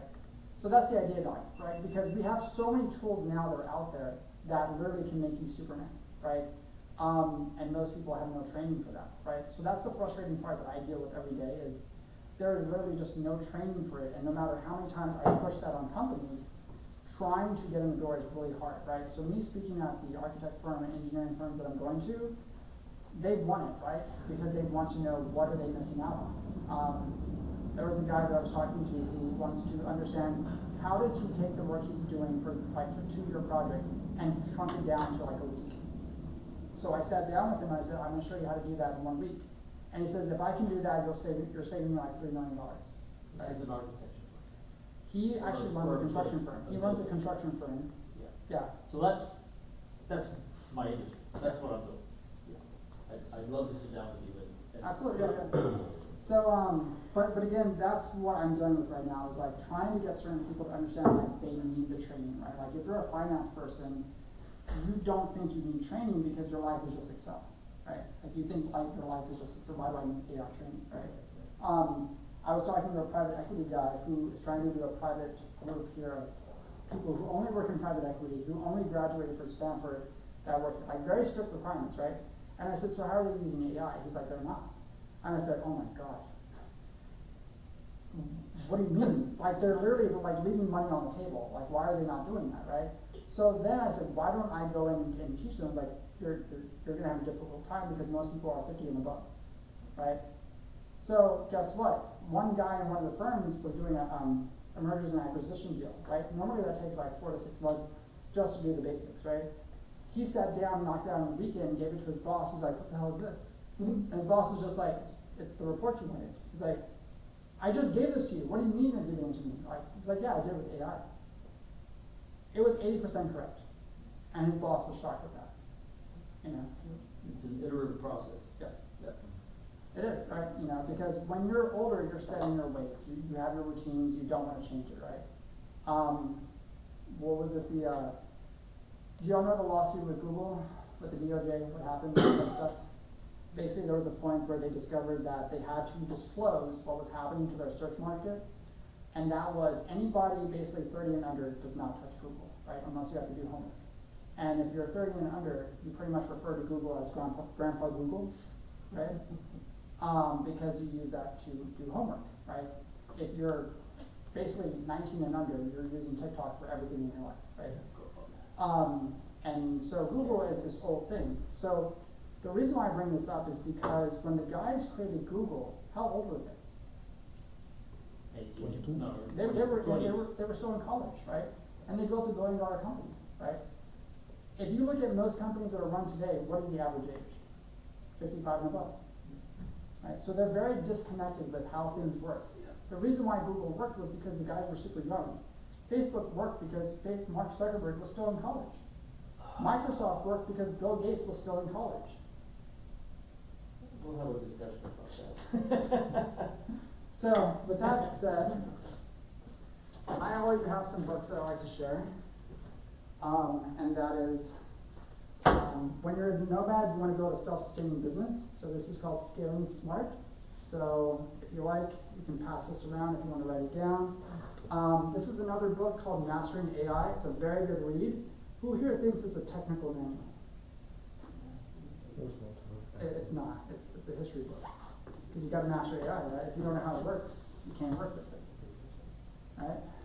So the other one is, who here, this one just came out. This is Main Street Millionaire. Who knows Cody Sanchez? Yep. All right. And you know she used to hang out at all these events here, right? Boring business. Back in the day, right? Before she became famous. And this one just came out, selling online. It's updated. So if you're looking for different ways, no, they don't sell food pits in this one, but it will show you how to sell anything and the different AI tools that are available. Is this That just came out. B2C or? Both. Okay, because I'm B2B. Okay. And of course, there's this guy right here, Digital Nomad for Dummies. So Kristen Stewart, she wrote this book a long time ago. And if I was to ask you, how much time do you have? How much do you think Kristen's time would be if you wanted to book with her? An hour? 30 minutes. $500. Quarter What? miles. $500. Okay. Anybody have anything else? All right. So let me see if I can get. Ooh, she changed it again. Oh wait. There we go. Let me see if it shows it again. Oh, she's updated this. Okay, it changed. So that's good. I like that. So she has been a nomad. She has been traveling all around the world for a very long time. And Facebook group relocation. Yeah. So her services start at $600 for 30 minutes. Right? Why is she so expensive? She's in demand. Yes, but she's not Taylor Swift, right? But if she was to say, hey, I'm going to be in Portugal in 2 weeks, 400 people show up. right? Because she's been almost every country around the world, and she's made so many videos, she's done so many things, and that's where her value is tell me where you're going, I will show you who to talk to, where to go, where to hang out, all that stuff. That's her value, right? So, what I like to do is, let me see what it is. Oh yeah, before that. Alright, so who here knows this book? What is it? The Future of Nowhere. Nope. No? Who here went to South by? God, that just breaks my heart.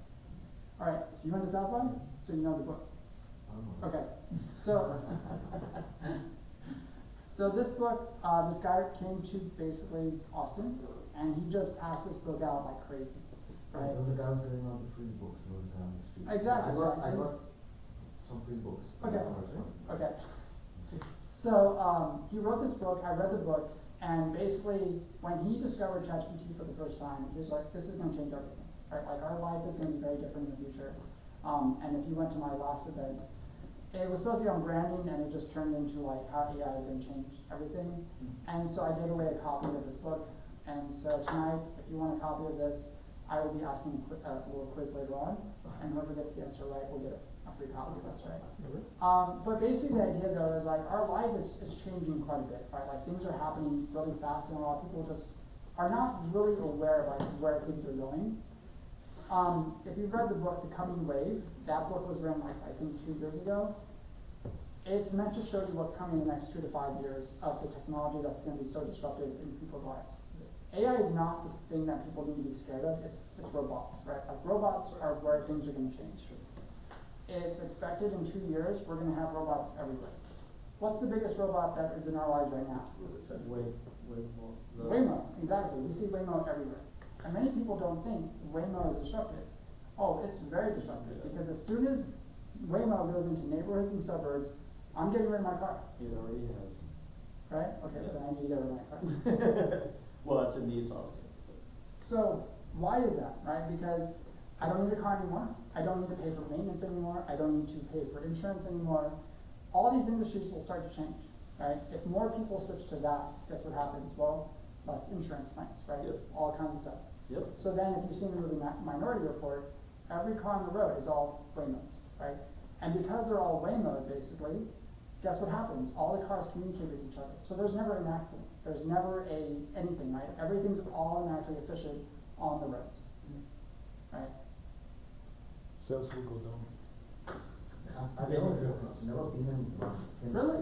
People just sit there and can you just do it, absolutely not pay attention to the road, can you do that? Yeah. And that's the beauty of it, right? Like you're in the car and I can finally sleep, right? Like I can read my book, I can work on my stuff. And once we get to intercity travel, right? What's gonna happen after that, right? You know? I wish we had trains here, but that will never happen.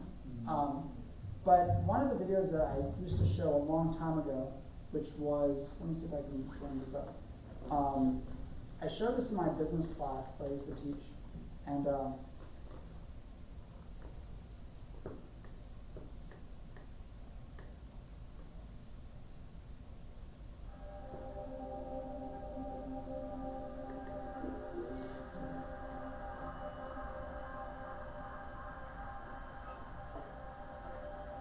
oh, sorry.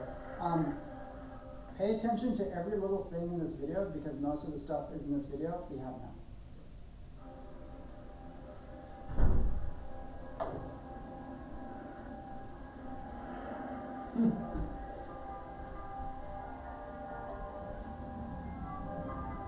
So we now have mirrors that give us updates. We have news that's on mirrors. We have all kinds of stuff now that's on mirrors.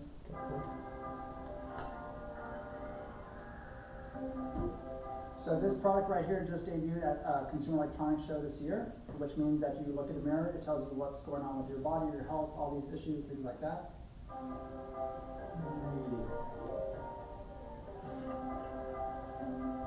Sony will now be releasing new robotic pets for cats and dogs.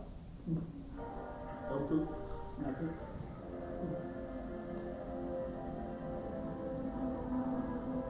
Motorcycles, companies have a robotic motorcycle, you know that, right? A horse, a robotic horse. Yeah, I've seen it, yeah. Jumps all over in nature trails and, Mhm. wow.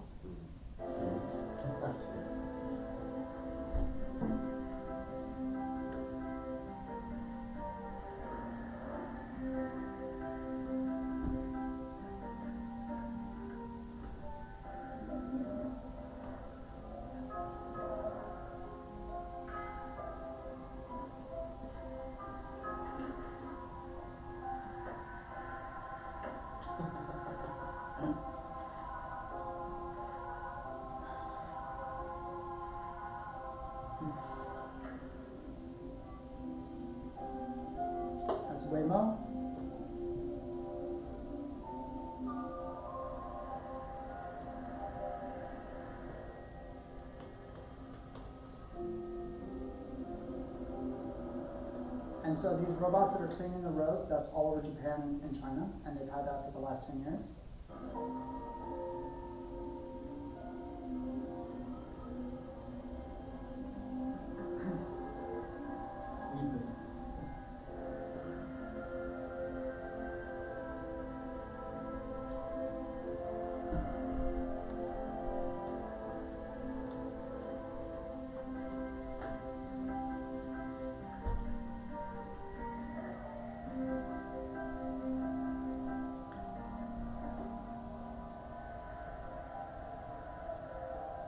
Nice.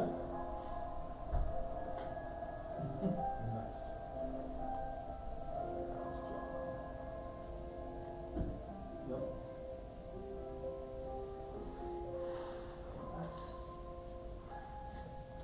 So to give you perspective, this video was made 9 years ago. So when it first came out, I showed this to my business class, and they did not think any of this stuff was gonna happen. So we're down to 41 years. Almost. Almost, right? You said 90. Yeah. Anyway, So if you want to go further, there's another series called Robotica that New York Times did 9 years ago as well. I would definitely say go home and watch that series. It does cover robotic animals, it does cover robots that replace humans, things like that. But robots are actually what most people should be afraid of because, Yeah, that's it. you know, if you go to the robotics conference in Shenzhen every year, the stuff you'll see there is to me amazing. Like I love this stuff, right? To most other people, it is absolutely terrifying, right? If you're aware of the whole, what is it, dark factories. Oh, there it was. There. Do you know about dark factories in China? Do you know about what these are? So basically, a dark factory means that there are no humans in there, right? There doesn't need to be a human in the room because it's dark, right? It doesn't need light because it's all robots, right? So everything in the factory operates efficiently, and so because there's no lights, everything works perfectly, right? And so they can produce 1,000 iPhones in like half the time it would take with a human, you know? They can produce all kinds of cars, you know, machines, things like this. And so if you just search dark factories China, you can go in and start to see like what some of these places look like. They're very interesting, right? Because they're just moving so fast. In fact, they have AI going in and making things more efficient.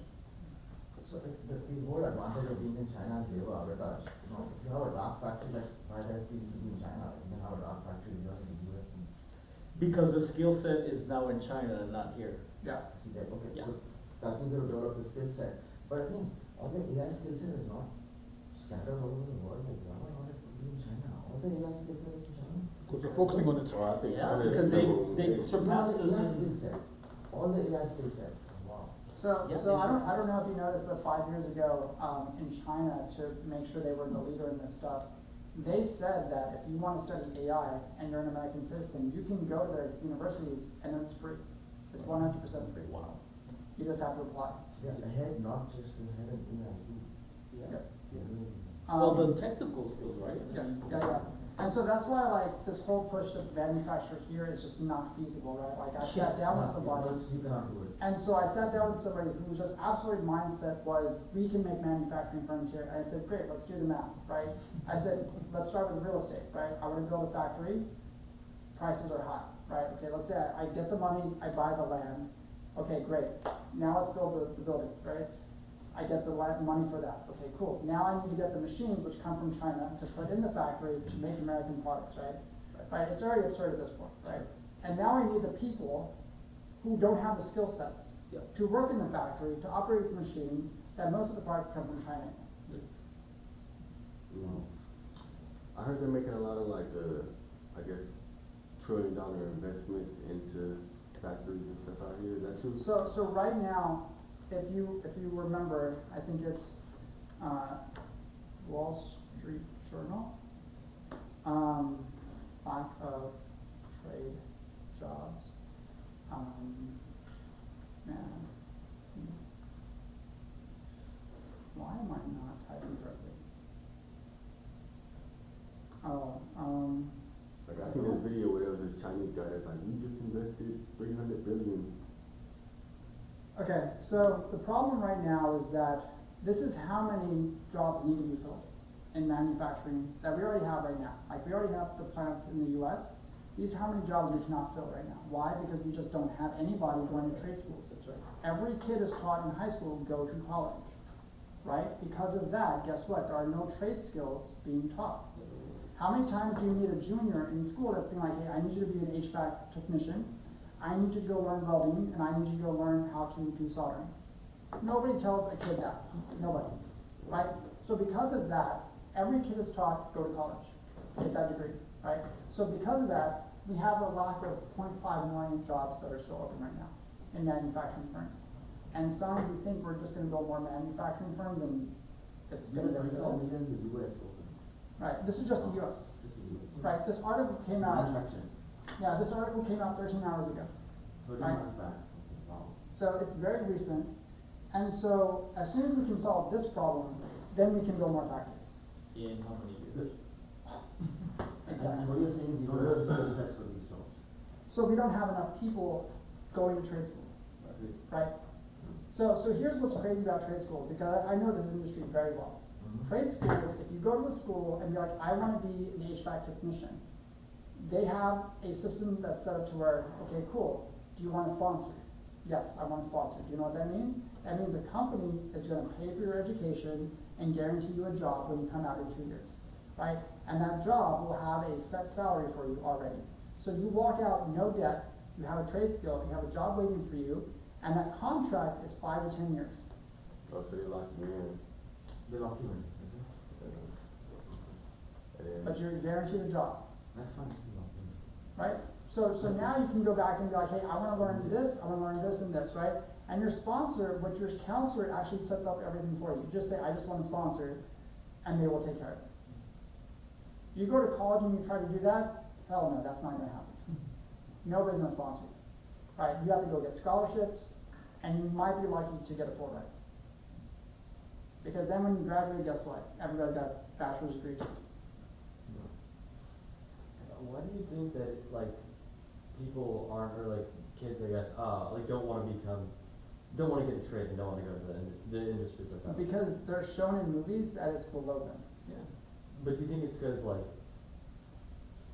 I think like maybe if you went up to a kid and you were like, do you want to be a plumber? Maybe they'd say no, but if you said like, you can start your own business being a plumber and you can earn this amount of money, I think they'd be pretty excited about it. Like I know a lot of people in my school even who like, What if you fail?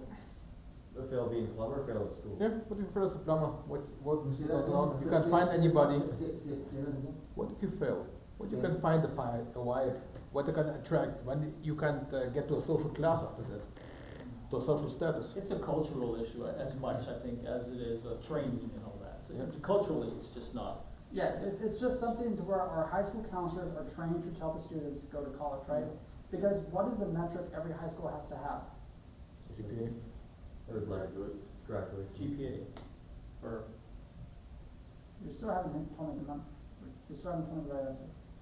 the, The schools are measured on how many students they can graduate into college, right? Which means we have 100% of our graduates who got accepted into college. That's their measuring rate. It's not, we have 100% who went to trade school. right, yeah. Well, See what I mean? the whole testing industry as well. Right, right, because when you're a junior and a senior, what are you so focused on? I gotta take AP.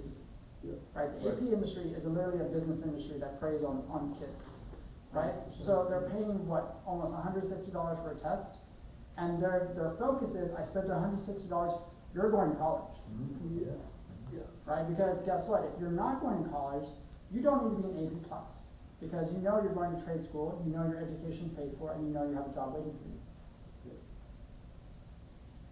But And- nobody's telling you that. And you have the glamorization of the frats and sororities and the parties and the, you know, so Well, yeah. that American culture of school, And I you mean, have I don't know, spring breaks. you can speak to it better than I can, but. Yeah, I know even one of my friends, I was trying to convince him, so I don't really want to go to college, and I was trying to convince him not to go to college, because I just don't think he needs it. Right. And it's interesting, because the main thing that he was saying whenever he said he didn't want to go to college was that he wanted to go there so he could party, so he could have a bunch of friends and stuff Right, like that. exactly. Yeah, it's kind of like an excuse to. Yeah, exactly. It's Yeah. like 4 years or something. Yeah. Take the drug.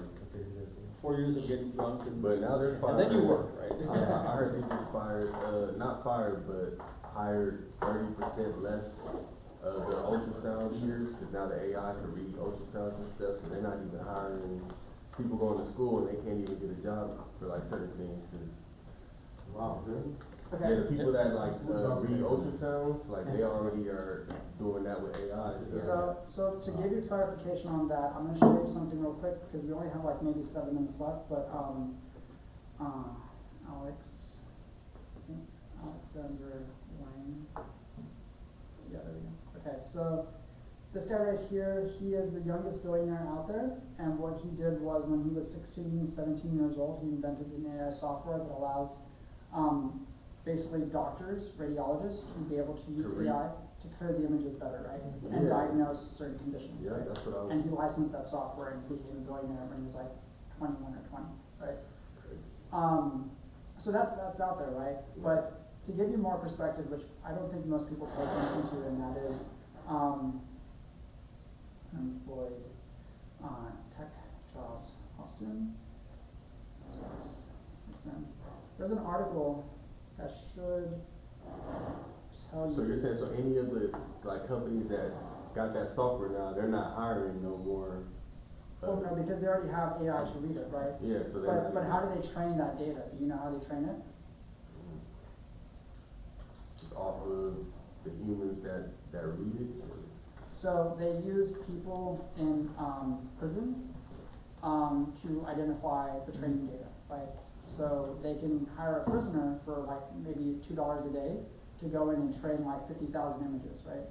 And be like, hey, this is what cancer looks like, this is what undiagnosed this, and this is what lymphoma is, and this is what, and that's what they do, right?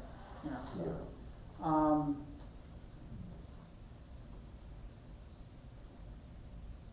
So there's an article, I'm probably blanking because I'm kind of in a hurry, but basically it just shows you the number of unemployed, how many jobs have been basically eliminated in tech in Austin, and that number sits around 50,000 right now in Austin, right? So I keep track because like what Google let go of like 20,000 people, Meta let go of like 15,000 people, Samsung had released a lot of people as well, Intel had released a few people, I think like 3,500. So the number is very high. So what jobs aren't gonna be taken by AI?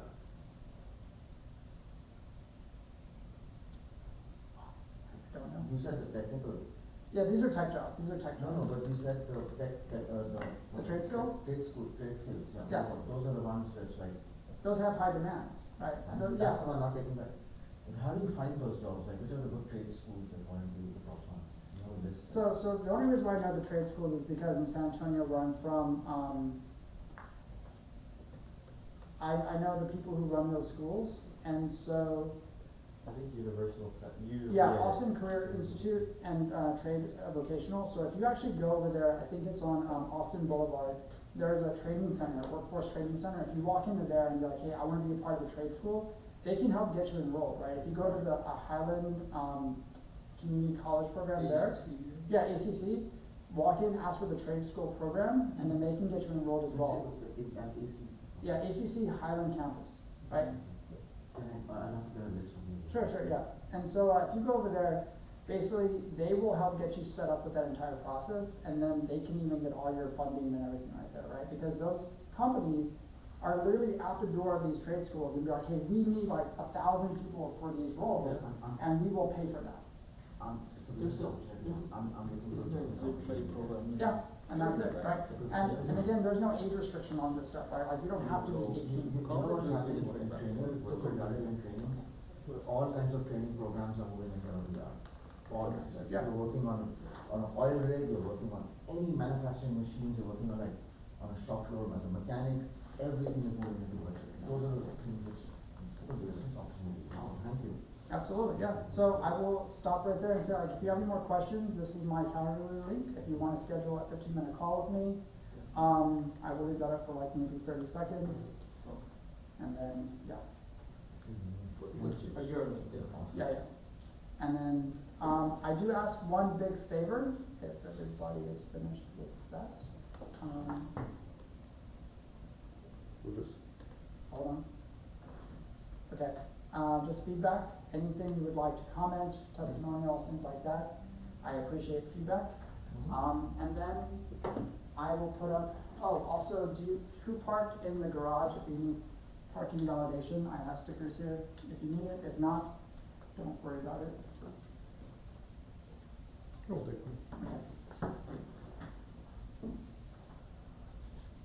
Yep. And then with that, let's keep in touch. So that's my LinkedIn. You can scan that, or if you want to just get my email, and we can communicate through there. We'll be happy to be out in like 2 minutes. No pressure. And with that,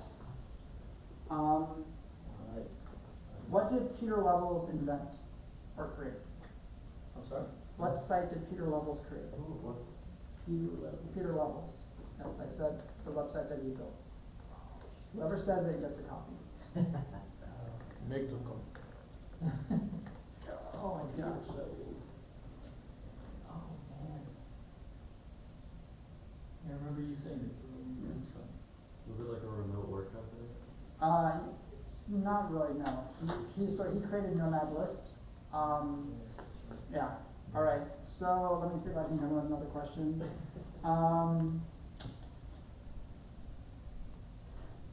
What's one of the best forms of remote work out there? You can travel. Freelance? You can travel. No. Contract. Freelance? There you go. Yeah, you got it. Alright. Yep, absolutely. Nice. All right, I appreciate y'all coming out, but we gotta close up shop. Awesome. And if you wanna talk more, I will be outside here, and then I will also be down by the couches.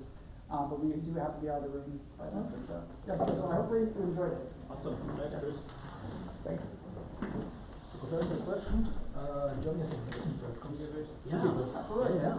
you get money for 3 years, you are getting paid €600 a month, unless you are the month. Oh, yeah, yeah. Oh, really? Yeah, that was a good one. Because of what? Because nobody's going there anymore. You got the same problem, nobody wants to go to university, and what status, but they want to Yeah. send their children to. It's about status, yeah. Yes. Okay, yeah, I will be outside in a bit. Yeah, I mean, that's The downside about visibility is now everybody's becoming there. Are you gonna be at the fiesta event tomorrow? So good, thank you. Yeah, absolutely, I'm glad you did. Yeah, I mean, normally my other classes fill up because they don't wanna travel, but I cover a lot of different things for this stuff. That's very good, man. Such good knowledge. Thank you for sharing. Sure. Experience of all of us. Yeah. Tell me that Vimeo, where are they located again? Which one? Vimeo, the company, are they Austin based or? Where are they based? Wait, which company? The Vimeo, that taxi, that company. Oh, Waymo? Waymo. Yeah, so Waymo is based in San Francisco. Yeah.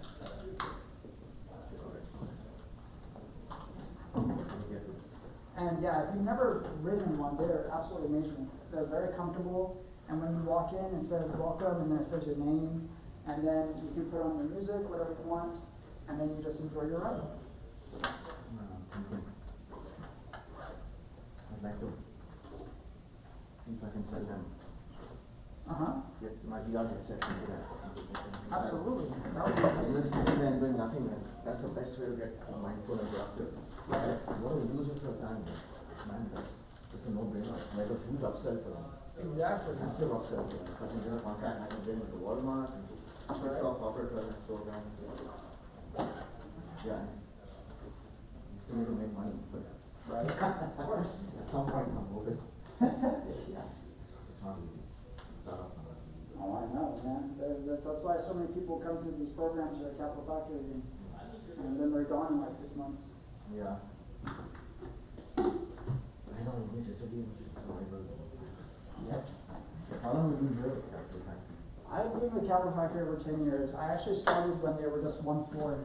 Really? Yeah. They used to only be the 16th floor. Is it? Only 16th floor and then they expanded. Yep. Nice. And what do you do for Capital Factory? So I teach these programs, and then basically in return they provide a space. they help me, you know, expand my business. So, yeah, and I love it, you know, so much Let's fun. connect on LinkedIn. Okay. Let me move all my stuff out. And real then quick. Yeah, I'm getting like a backing multitasking. yeah. Okay.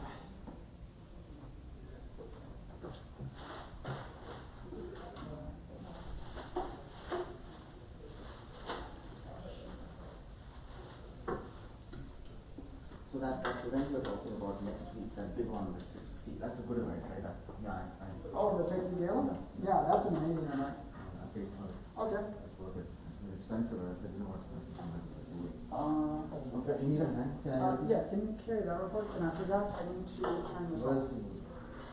No, I just need to turn off this guy. Okay. There we go. And that should be it.